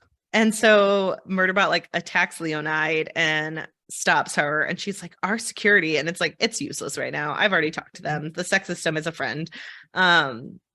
And so it's like, Arata's like, Leonide is like, where did you get this sec unit? And Arata is like, the company. And the company. Like, I just love that, because it's one of those things where we don't know what the company is, because Murderbot is so unreliable of a narrator. You know, like, what is the company? And it's like, well, that was a waste of a good cover story about sec units produced for academic expeditions. Because it was like, just tell them I'm produced for academic expeditions. They'll think it's weird, but they'll accept it. And it's like, well, now I can't do that. The company's not going to do that. Blew my cover. And so Leonide is like, hey, company machines are known for being dangerous. Arata's like, I know. And Murderbot's like, ooh, this is impressive. What about when they hack their government modules? I know. And then Leonide goes, it's against Corporation Rim standards to allow a sec unit control over proprietary systems. And Arata goes, then you should call someone and complain about it. I love that. That's like the best exchange. I know, and it's like, ooh, Arata is mad now. And so they leave, and Arata's like, I'm totally fine, just some corporate power peeing. Mhm. And Murderbot goes, ick. Which is essentially Martha Wells just saying they're in a pissing match. Yep, exactly. And so they decide that they have to go to the colony's space dock to figure out what happened and to get Art's crew back if they could even do that. And Arata's like, we don't even know if the Perihelion's crew is there. But they're like, well, it could give us more information on where to go next. And Murderbot goes, I had an idea earlier. What was it? Oh, right. I need to talk to Art about it. It was a bad idea, but I had a bad feeling we were going to need it. And so Murderbot like ditches the humans because they're like trying to talk through things, and it goes to talk to Art. And it tells it about its idea. And I love it because it's like, hey, Art, I need to talk to you. Or it says, I need to talk to Art in private. And Murderbot leaves, and Art goes, about your relationship? Yeah, about your relationship. And Murderbot's like, very funny. And so it leaves, and then Art goes, do you want to watch Time Stone Defenders Orion? And I'm like, Art, in what world did Murderbot not want to talk to you in private? Like, you just thought that, like, it wanted to get out of the situation. It's like, I think Murderbot would be bored with this conversation, so I guess it wants to watch TV now. And so it's like, well, of course I did, but first I want to talk to you. Of course. And it wants to create a variable killware assault to deploy against target system. And it's like, you can copy me and use it as a sentient component. So it wants to like make a copy of itself, almost similar to like what Art tried to do in like hiding itself in a different space, right? Make a complete copy of Murderbot and use it to, and like code it to be able to get in. And Murderbot talks about the fact that like it had once sent itself into a bot pilot, but like this would be different because it would be its own sentient construct consciousness. And Art's like, this is a terrible idea. And Murderbot goes, which just pissed me off. It's a great idea. It was a great idea. And it's like Art had been working on a virus code tailored to the target control system, but didn't know how to send it out. And so Murderbot could do that.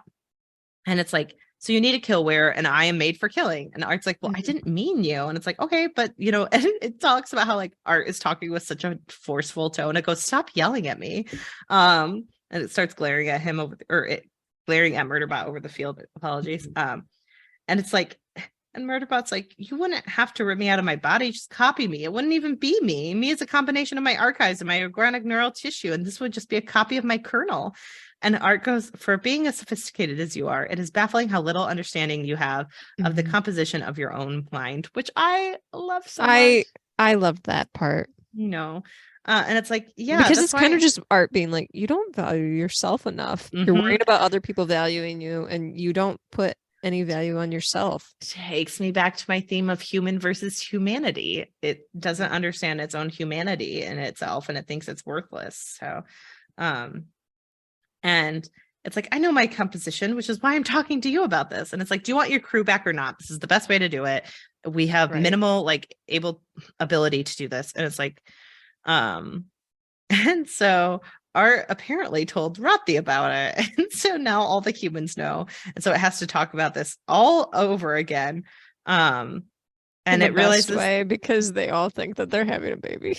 I know. Well, that's no. Well, Mena thinks it's having a baby. The rest of them, I think, understand where it's like copying yourself is ethically ill-advised. You shouldn't do that.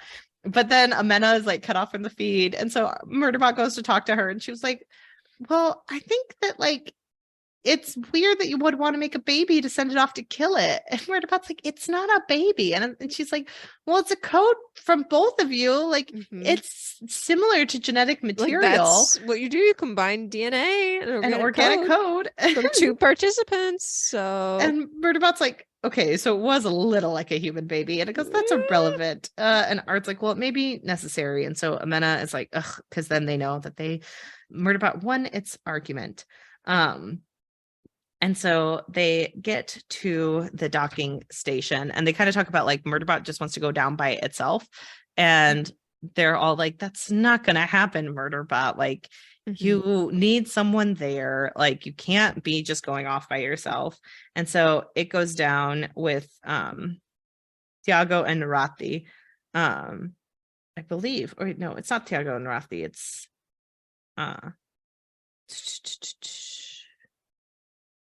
I forget who the other person is who goes down with him. Oversay, isn't it? Oversay, yeah, you're right. Because Arata had gone down the time before and they were buried, and Oversay was like, it's my turn now. And they're like, and Murderbot is just like, this is so stupid. Art, you're being ridiculous. And it's like, no, you really need to be. And it's like, it's safer. I've lost my crew. I won't lose you too. And Amanda goes, your face just got weird. Are you all right? And Murderbot's like, no, I'm confused. Something that happens with my face. I know. And so they go down, and Murderbot sees the Bearish Estranza logo over the Adamantine logo. And it's noticing logos now. Mm-hmm. So it hates them, so obviously it's gonna notice them, right? And so they kind of like go through this place. It's pretty deserted. They find like a map of what like parts of the system, but not all of it. And they talk about splitting up, and Murderbot's like, no, we're not splitting up. And they talk about how this place feels older than it should have been. And they're like, well, we know it was in existence at least 37 years ago. Space docks are not commonly used in pre-corporation run colonies.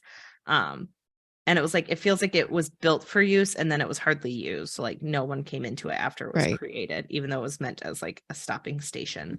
And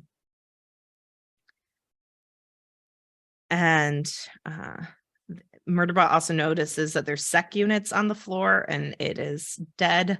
And it has like off-branded armor, so it's definitely not from the corporation.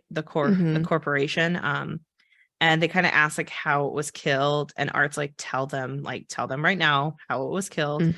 And then Art tells them, and it says sec units have a distance limit imposed by the contract owner. It's variable, but if the sec unit's clients were taken away in the Explorer or sent to a planet, it would have been in violation with no way to remedy the situation. Its governor module killed it. So like if a sec unit is told to stay and it gets too far away from its people without permission, there's no override. It just, the governor module kills it. So it's kind of inhuman. And they're all horrified by this because it's like a human just didn't think of it as a being at all. They just like let it die. And so Oversay asks if Murderbot is all right, and Murderbot's like, I'm actually great. And it goes, I'm so glad that I hacked my governor module. And it goes, I'm functionally optimally. And it's like, it's from Valorous Defenders, which is a great source for things humans and augmented humans think sec units say that sec units do not actually say. And Oversay is like, I hate that show. And Murderbot's like, oh God. And they remind why did you get that reference? Dang I know. And it finds out, it hears it, it's not alone, and it feels feelings. So it sends its drones out to kind of see what's going on. And they decide to head down because there's nothing for them up here to kind of see what's going on. And they go down in a small maintenance capsule. And Art says, hostile contact, ETA 6 minutes out. And it's like, 6 minutes? What were you doing? And it's like, it didn't appear on the scan until now. So they had like covered it up. And it's like, well, did they see you? And Art's like, of course they saw me. That's why they were being subtle about it. And so it's like Arata says something's blocked Perihelion's ability to scan the Explorer. I bet we're dealing with more alien remnant technology. And so Art's like, well, that's probable. And so they don't have, they have a variation on their ability to interfere with short-range drone scans. And so Murderbot tells them all to keep their comms off because it doesn't want to hear about their like superior filters or something. And like, it doesn't want to contact with them to give Art all the concentration it needs and just to be careful. Right. And so they are not talking with them anymore. And so, which I had also wondered about this previously, like, are the comms like something that they are underutilizing, but at the same time, then they start like using it so much in this round, like, is this going to be kind of detrimental to you? This is the one where it feels almost like they're putting a hat on a hat on a lot of this stuff, where it's like, oh, this suddenly became important. I wonder if it's going to pay off in this book and no others. But it's very serialized type novel go-to. Again, this is the fan service book. Right. And so they kind of keep going. Murderbot's kind of looking through all the old systems to see what's been happening. And it realizes that it sees some humans with like fuzzy pictures that look like the uniform jacket on art, and it means that they are probably alive. And some of them were on a ship and some of them were down below. So they head down, and at one point Thiago's like, the targets might not realize it's here either, on like some maintenance capsules. And Murderbot's like, ha, Thiago called them targets instead of people. Yeah, because previously been like, we need to quit calling them targets. And so they head down, and they're kind of just looking for things. Murderbot breaks off from them.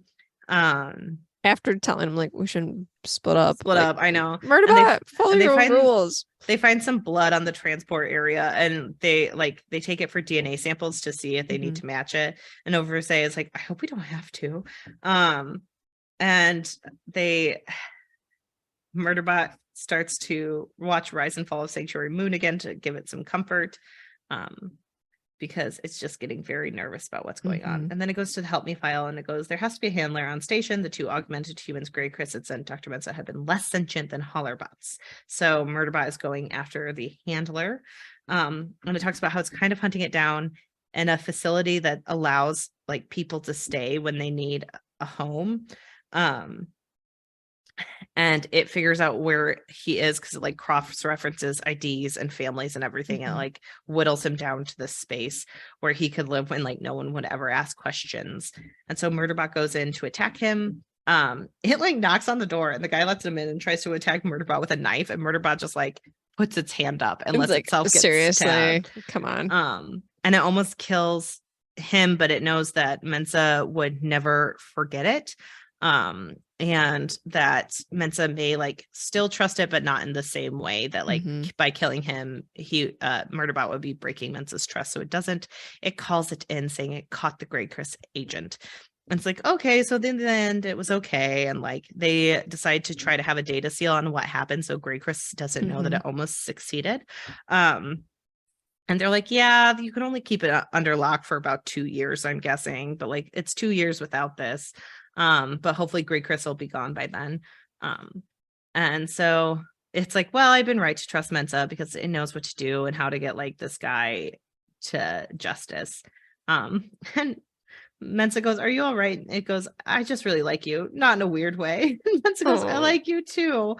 And so they send Murderbot to medical about this. And then it has an addendum. I'm letting you see all this because I want you to know what I am and what I can do. I want you to know who Target Control System is fucking with right now. I want you to know if you help me, I'll help you, and that you can trust me. Now here's the code to disable your governor module. To which we find out this is the copy. I know, and it's Murderbot 2.0, and like it wakes up and it's talking to Art, and it's like, this is really weird. I dug this whenever, I know, because I was not expecting this to be the situation, and then I was like, I know. Copy. And so Art is kind of like, hey, this is where I'm at. We have to head after this transport. We need to send you in because we think that that's where the system is that's trying to control us, and you need to kill it. And it's like, do you understand your directive? And it's like, I remember it. I helped write it. And Art goes, you're not making this. You're not making this any easier. And Art goes, Murderbot goes, you can have an existential crisis or get your crew back. Pick one. And so Murderbot 2.0 kind of talks about how it expects to like. Because there's me version 1.0 and Murderbot 2.0. And so Murderbot 2.0 is kind of like, I need to figure out what's going on. I thought I would move, but then you're just all of a sudden in the system, and it goes after it. And it's like, and because you're dealing with all these different moving parts, Murderbot also like, it does have a lot of lists in this book, but it starts having even more lists where it's like, I need to get intel, find out if Art's crew came here, and then figure out a plan to get them out. And it's like, yeah, lists kind of are a lot. Yeah, from this point forward, honestly, there's a lot of lists. And so it goes in and it like starts looking into the sex systems to figure out where the like target control system is so that it can kill it. And it does see that there are a couple of the crew there, and it also has a couple of the B&E uniform people there as well. And there is also a sec unit there who is in standby because it can't really do anything because it was told not to. And so it goes in and it's like it puts a freeze on the governor module so it can talk to it even though it's frozen. And it kind of starts talking to it about like, it goes, I could lie, but I'm a rogue sec unit working with armed transport who is pursuing the ship. And Murderbot's like, oh my God, the sec unit is trying to figure out what its protocol should be in this situation. And it's like, there's literally no protocol. Just talk to me. Yep. And so it's like, it talks about them, about like how they had 8 unidentified humans that they could put in some of the tracking systems or the control systems, but they didn't have enough. So they offloaded some of them and they kept some of them here. And that's why they're sleeping. And it's like, I think I need help from you right now to like help get them done. And it says that the beings on board want to spread the contamination. And Sec Unit's like, I don't have much. I don't have it's much like, on this. what are you talking about? I don't have that information. And it's like, well, no. will you help me? And it's like, well, I am in stand down and freeze mode, so I cannot help you. And Murderbot is like, Turd 2.0 is like, I can disable your governor module. And it's like, and it goes, I'll do it whether you help me or not, which is such a nice little thing that it's learned. And Sec Unit is like, I don't have that information. And it's like, right. And so it gives it the send help me file and it says, read this. And it goes through the file. And it goes, I found, and it kind of talks to the Sec Unit. It goes, I found the connection to the implants that are holding the humans immobile. If you help me, we could retrieve all the clients. And then it says target control system found it. And so we cut back to Murderbot 1.0 or me 1.0, right? Me version 1.0. Me version 1.0. And so they are kind of, this is when Murderbot breaks off from them and it like starts looking around the area and it's like a very weird building that's like trapezoidal. It's made out of gray material and it's raised in like this rib-like supporting. It also has like, it has this bot that farms for it that it notes are like, they're not. Which reminded me of like Wall-E. I don't know why. I was just picturing that where I was like, this is had Wall-E. A sudden moment where I'm like, I think Murderbot just found Jurassic Park pretty much, except like it's Jurassic Park for constructs and bots. Because like this agricultural bot is not that it's physically terrifying, but it's not that dangerous. But it was like, what is this colony? Why are they farming food? Why is this down here? And they agree that it looks too usable for humans to be authentic for a ruin. Yeah. Like it's just a working area. So they don't know. They just know it's like a early pre-corporation rim structure of a style they don't recognize, I think. And Murderbot keeps being like, it feels like I'm in a show. And so just wait, Murderbot. Just wait. So they kind of go through like this. Murderbot starts looking through and it finds like these fighting beings that are the gray people like down below it. And it kind of sends its drones to like look at things and make sure it's all lit up. And it sees one of the people crouched behind a glass wall and it realized that it's Art's Iris. And it's like, I had a moment. Art was going to be so relieved. And so it goes down to her. And so it talks about how it like has to leave Oversay with like poppers to keep it protected and how it hates leaving humans with weapons because it's just not safe. Oversay has to start a diversion to like get the people away from that area so that Murderbot can go after the potential Perihelion crew. And it gets down to Iris. And it asks about looking at her neck to make sure they didn't put an implant in it. And she's like, I'm not going to run around and show you I'm not going to turn around and show you my neck, strange person I just met on a hostile planet. That's exactly what someone with an implant would say. I know. And so it goes, strange person I just met on a hostile planet who I'm trying to rescue. And so Murderbot like gets her to show it's her neck. And it's like, okay, you don't have an implant. And it's like, are you a sec unit? And it's like, what makes you think that? And she goes, you're Perry sec unit. And it goes, oh my God, they have a nickname for art. I love this so much. And it goes, I'm not Perihelion sec unit. Whatever told you about me whatever it told you about me isn't true. And it goes, but you are the one it told us about. And it's like, if I am, will you say, like, will you listen to me? And it goes, how will I? She asks to see its face because art showed her a picture of its face, and so it does. Which is so cute because this is like me picturing like the equivalent of like people used to carry around pictures in their wallet, and they're like, oh, okay, here's my friend. I know. This is my friend Murderbot. This is my friend Murderbot. And she's like, thank you. And it goes, the moment when the humans or an augmented human realize you're really here to help them, I don't hate that moment. And they ask if Perry's all right. And Murderbot's like, it's fine. It's a long story. We just have to get out. And so it gets to Seth, Katie, Tariq, and Mateo. And Seth, who seems to be the leader, and we find out is Iris's dad, is like, how do we know you're really Perry's friend? And Murderbot's like, I don't have time for this. And it's like, I call Perihelion art, which stands for asshole research transport. And Seth goes, you definitely know the real Perry. Yeah. And Katie goes, Perry has a very dry sense of humor, which I love in this moment that like everything's crashing to the ground. And they're like, yes, our transport system is very silly. We love art and we know exactly that art is art. And so they start like talking about the alien contaminations, how the colonists knew it was here. And so they thought it was sterilized, but they were wrong. So like this is this whole thing is like creepy to me. I feel a way about this. I don't know. And they talked about how like there have been outbreaks and symptoms, but they thought they got it under control, and they definitely didn't. So like when they came on to try to talk to them about like what was going on, they were put into danger, and art was taken over, and all of this started because they were trying to help, and it did not help. Yeah. And so they start running, and Murderbot admits that it gave Iris a weapon, and it's like, listen, I understand, but Iris is Art's favorite, so I had to. And so it thinks they're adolescent. I know. Art loves adolescent humans. It thinks that they're in the clear, but then Seth falls, and then one of the like agricultural bots goes after him, and Murderbot's like, I'm not going to get there in time. I'm going to lose one of Art's people. Art is going to hate this. And Iris throws herself under it and shoots it, but like doesn't do anything. It just gives Art a couple, or it gives Murderbot a couple minutes to like catch up.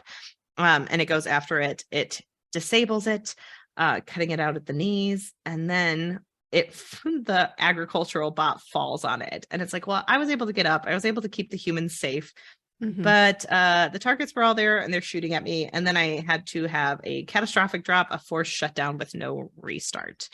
We go over to Murderbot 2.0, and it's like target control system knew Murderbot because it had killed a part of it, so it knew. And so it was like trying to delay the target contract. It's trying to like get it scared, and target contact is like, it's a software ghost. And it goes, a ghost that kills you. And it's like, I liked being a software ghost. And the target because it's mostly like, I've watched TV shows with ghosts. Ghosts are pretty cool. And the target control system is like, this couldn't be a sec unit. Sec unit is on the surface. Like this is inside. And it's like, me version 1.0 is on the planet and has been captured, and we are seriously screwed now. I'm sorry, Art. I'm sorry, humans. I'm sorry, me 1.0. And then it talks about how it has a tentative secure contact from Sec Unit 3. It had just disabled its governor module, and it's like, oh, this is going to be bad for it. It's going to be very, very overstimulating. But it helps get it through the target system that it developed with Art. And it got the people awake and safe, and they it ends up being able to kill the bot using code bundle, lock it down, code bundle, fuck them, and code bundle, fuck this too. Love it. And so they wake everyone up. They're kind of like, okay, no one's aboard that could hurt them. They need to get off. They need to get back to Art. And so it says like, oh, I don't think that I think it's a human that's like doing all this. We need to get down to the ground. And Murderbot 2.0 gets all the people off of the station before it pretty much like, it says, okay, you keep the ship to control system. I'll take the planet. And so it like kills off the shuttle, and it goes down to the planet to help with Murderbot with me 1.0. And then we go over to Sec Unit 3, who is very confused right now. And so it goes, it like hears from Perihelion being like, what are you doing? Where are you from? And it's like, It's like, who Unit are 3. you? Yeah. And it's like, Murderbot 2.0 told me to deliver these people. And it's like, please advise. And so it feels that like the Perihelion is like carting them over. So R's bringing them over. And it's like, I retrieve 5 of my clients and 3 unknown humans who are identified to me as your clients. And so it gets pulled onto the dock. Rathi is like, Perihelion says you've disabled your governor module. I'm Rathi, and this is Amena. Please don't be afraid. We won't hurt you. And I'm like, you guys are being so overwhelming. You're doing the most right now. And Art is like threatening it over the console. And it's like, why would I harm these people? They seem to be fine. Well, and the second is just like, I get it. Like, I'm trying to help you. Like, calm down. I know. And so they're already on like step 100. And again, their privilege is showing where they're like, we'll hide you. We'll say you died. You don't have to go back to B and E. It's like, calm it down. I know. And it talks about how Art seems like relieved when it says like all the people are safe, that like the others were sent down, and Murderbot 2.0 said that they're on the planet. And so it says like, Art, I'm going to download to the surface. Me version 1 is there with Overs and Thiago. They found these 4. I had to stop because the other humans became loud and shushed them. I said, but 1.0 has been captured by hostiles. Repeat, 1.0 is captured by hostiles. And everyone's like freaking out because everyone's like, oh my God, what are we going to do? We need to get him back. That's the original. We need it. I know. And they're so scared. And it asks what's called Sec Unit. Sec Unit says, please call me 3. Because it doesn't have a, and then it realizes like they said, like, you don't have to answer if you don't want to. And I was like, oh my gosh, I don't have to answer if I don't want to. And so they kind of talk about like what they need to do. They need to get the other ones up. They need to get them safe. And then they need to go get Murderbot. And 3 says that it wants to help because everyone gets up there and it's like, okay, so I have a plan. I am going to hold everyone hostage and say I'm going to blow them up unless they give me Murderbot back. And they're like, you have weapons? And it's like, yes, there's tons of weapons. And all of its crew is like, it has many weapons. And everyone's like freaking out because they're like, that might not be the best idea. And it's like, no, I will do that. I'm going to go full blown on this scenario. This is what we're doing. I've already decided I will be using the weapons.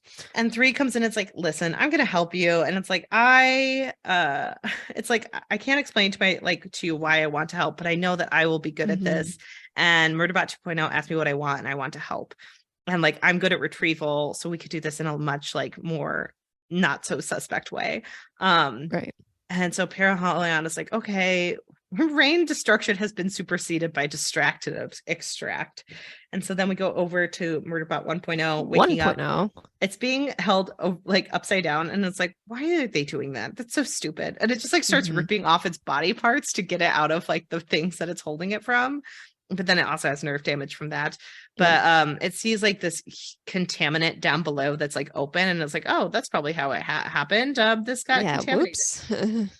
So it stays away from that. It starts walking the platform. It finds a way out, and it starts like going through things, trying to look at things, and it thinks it's been abandoned, and they probably all think it's dead, so they left.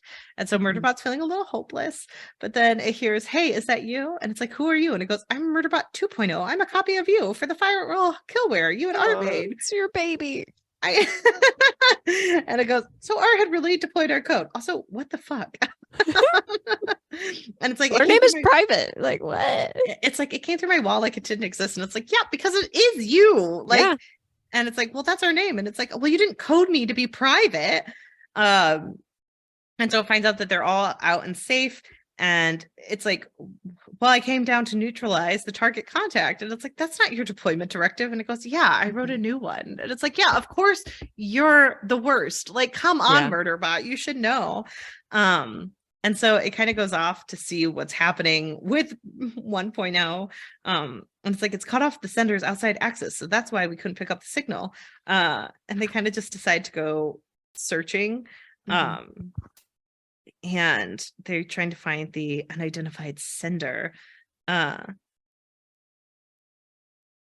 so they start looking through everything, and they needed to process all this stuff. And they end up in this room where there's like this weird crystallization over this human that's alive, pretty much, like its eyes are open, which was creepy. Like it reminded me of like a cocoon almost, like, yeah, pretty much. And so Murderbot tries to shoot it in the head, and that doesn't work.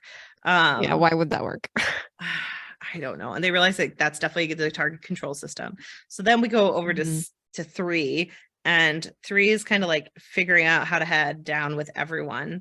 And they talk to the targets that they want to go see them. And 3, like everyone's very thankful that 3 is going down, and they're like, if you could get our sec unit back, we'd be very grateful. And 3 doesn't know what to do with that information. It's just kind of like, oh, okay. Yeah. And so they go down to like talk about the hostage and like ask for them back. And it's like this target, they call them target 1, 2, and 3. And the target's like, we didn't take that. The other people did. We don't have any control. The other people did it. And they're like, okay, but we still need it back. And they're like, yeah, I don't know what you have to, like, that's not going to help. Oh, and they get down to the planet because they're like, hey, we need to come down. We have targets acquired on this planet. We will destroy everything. And then Art like puts down 2 like things to ruin some stuff. And they're like, they accepted contact. But they just keep like trying to push it off on the other people. And 3 has been like hiding on a shuttle, and it like gets out when they kind of say like, we're not going to let you look on this planet, we're not going to let you come to this. And they're all like, well, we're not going to let you contaminate us, like this is incredibly dangerous, like come on. And so Murderbot is still trying to infect the central control system, and it's trying to get out, and pretty much 2.0 is like, hey, I think I could go inside and kill it. And Murderbot's like, no, don't do that. Like, that would be terrible. Please don't. And it's like, this is what I was created for. And like, I want to help everyone, and I could get you safe. And Murderbot also realizes that the system isn't trying to kill it because it doesn't view Murderbot as a threat, because dun dun dun, Murderbot is contaminated. And Murderbot, for some reason, is like, I think it goes bot to human to bot. And I'm like, well, that's a pretty simplistic look at this. I was going to say, this was one of the things that got confusing to me. I know. Where I was like, I don't understand why you would think that, but maybe I'm missing something. I do love that Murderbot was like, I guess I thought I was immune, but I'm not special. And so, well, I mean, honestly, I kind of would have thought, okay, why would this infect a bot? But I guess it has organic parts. So, well, and it already affected Art, so it's kind of like, you know, yeah, true, fair, yeah. And so, they like, the targets are at like, they ask them about the implants. The targets are like, we don't know what implants you're talking about.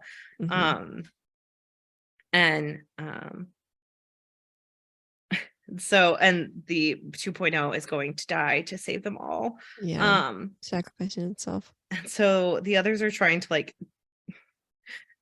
to delay until all of a sudden Art is like, run, you have 3 minutes to clear the area. And so the humans like run out of the room, and the targets are confused and then turn and run down the path away from the surface docks. It's just like, the humans are useless in this section. It's all the bots and all the constructs just figuring it out for them.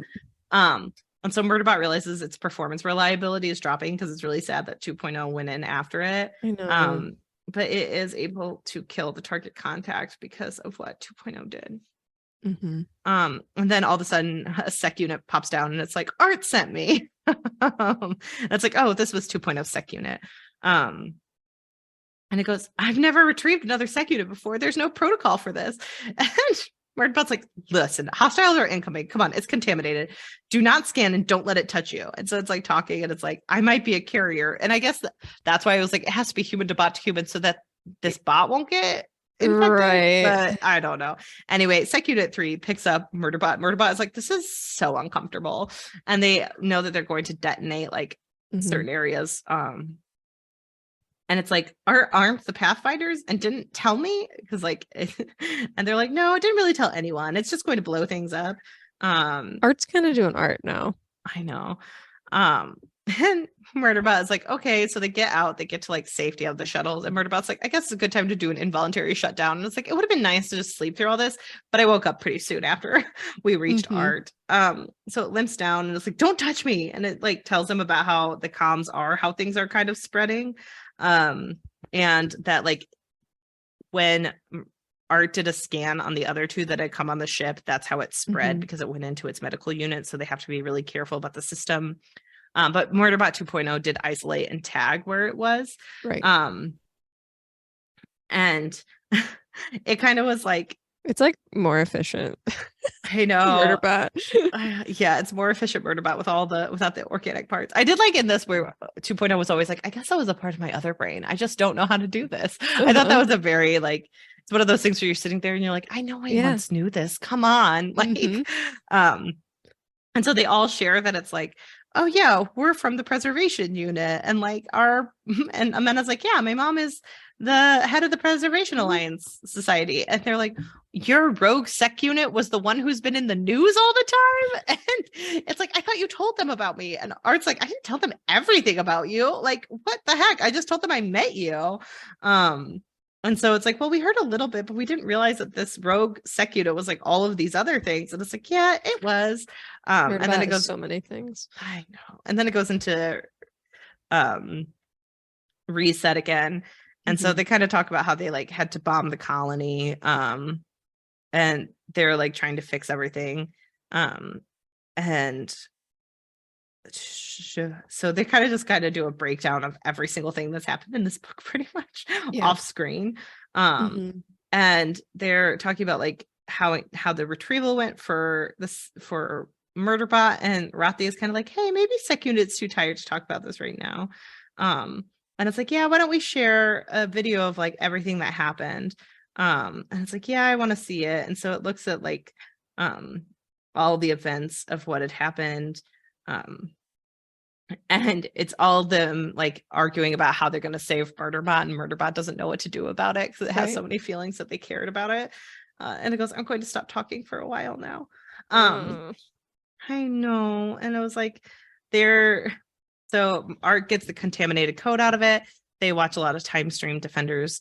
And Art's like, that was very unrealistic. And then it kind of says like, you told your humans about me. And Art's like, well, I'm like a pretty important vessel. I had to tell them about you. Like it couldn't like, and it's like, I didn't tell them about Talasi and her employees in the shuttle. And it's like, so you lied to them and made me sound. And it's like, I didn't know how to put it. And it's like, you made me sound safe. And it's like, well, my team members are not a survey team from a non-corporate polity who have only recently begun to understand how dangerous corporates can be. And it's like, so we have to be calculated. We have to be careful. And so like, yeah, but you are safe. And it's like, I would like you to come on a few missions with us. And Murderbot's like, I don't know if your humans will like that. And it's like, I'll discuss it with them. And so I know.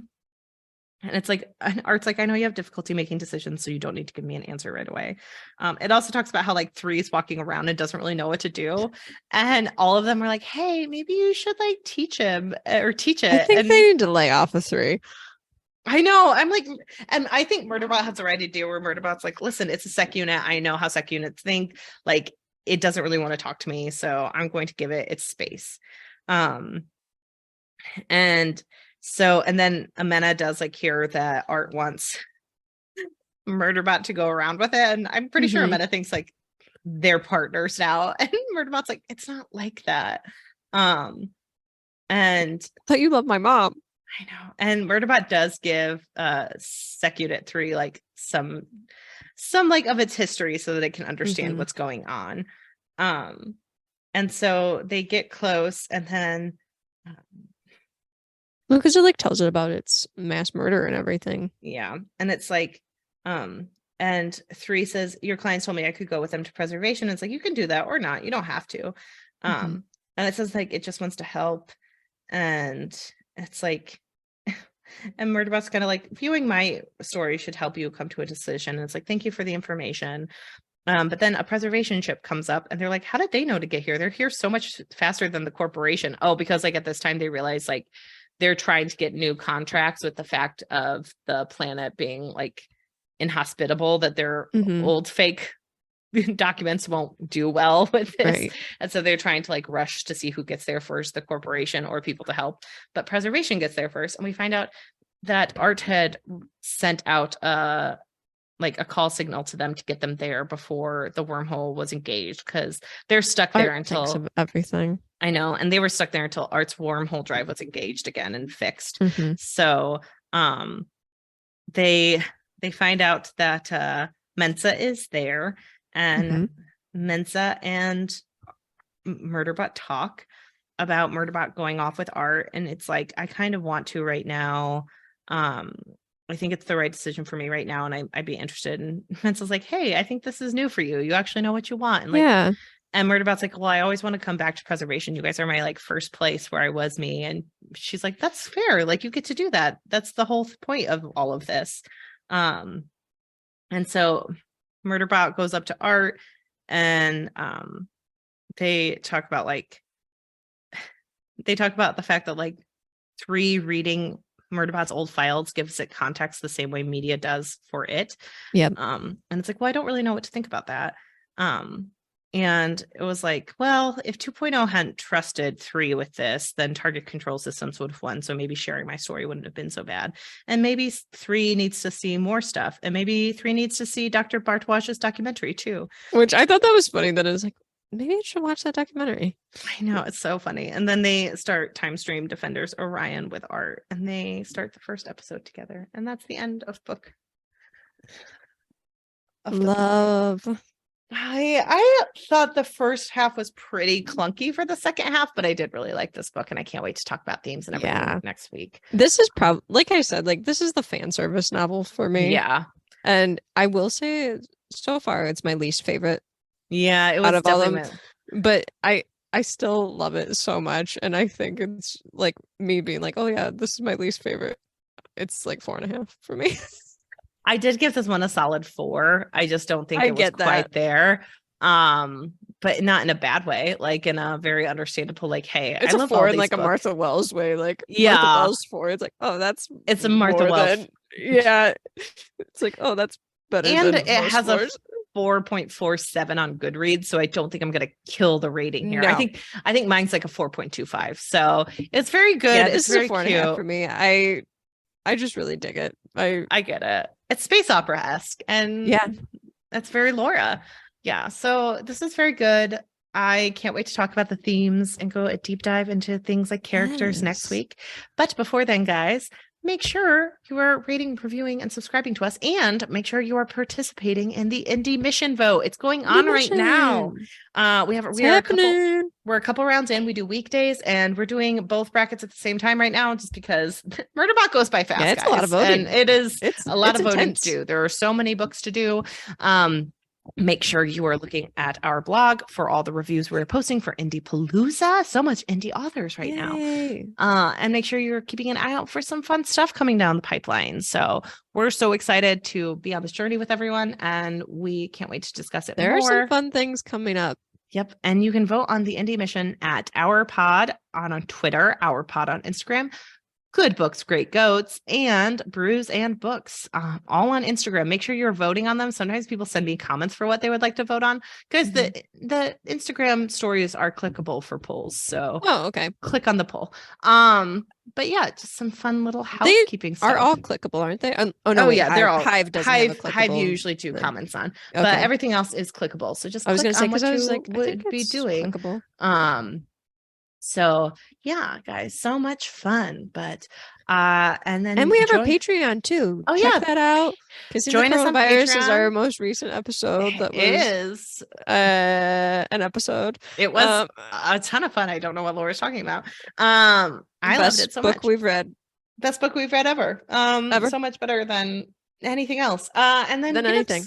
We will also be hopefully doing Teen Beach Movie this month. So if you guys want to see us do a review of Teen Beach Movie, get on the Patreon now, guys. It'll be so fun.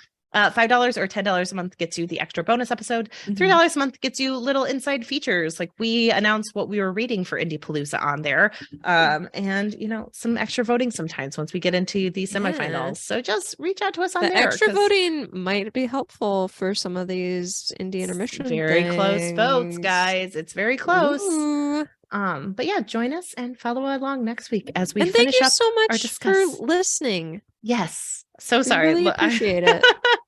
I'm so sorry. I don't mean to close this out so soon. Yes. Thank you, everyone, especially during this Indie Palooza and Indie Mission. We love all the voting. Yes. We love the way everyone gets involved. And be sure to be checking out those indie authors that we're including in our indie intermission voting, even if they're not like our winner.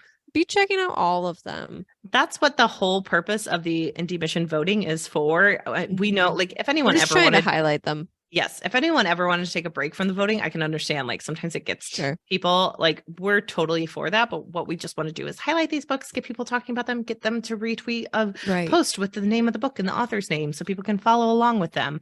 And to see the cover and just get excited about this voting. It's a good way to get people to buy these books because they matter. Like Indie Palooza, the book I just rated, like it means a lot more to rate these books than it does a network effect by Martha Wells that has thousands of reviews. Martha Wells doesn't care that she got a 4-star. She's like, from Hannah.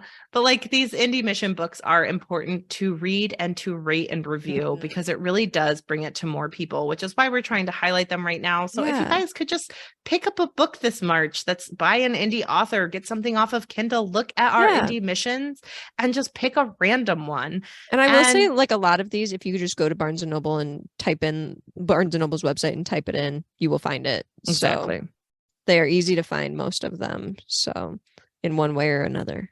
Right. Exactly. So just make sure you're reach out to us if you have any suggestions, and make sure you are buying the Jade City Fonda Lee trilogy because that will be up after Indie Mission, guys. So make sure things are happening quickly. It feels like we're rolling downhill. This month feels like it's and we have a couple of extra things coming out in April, so hopefully that'll help slow things down a little bit. But you never know. Give me time to read the Jade City. It's a big book. I know, I'm getting too used to novellas, Hannah. I know, me too. Well, it's one book a month now, though. It's not 2 books in a month. So just a little bit of help there. But yeah, guys, just follow along and let us know and rate, review, and subscribe. Thank you so much. Thanks. Bye.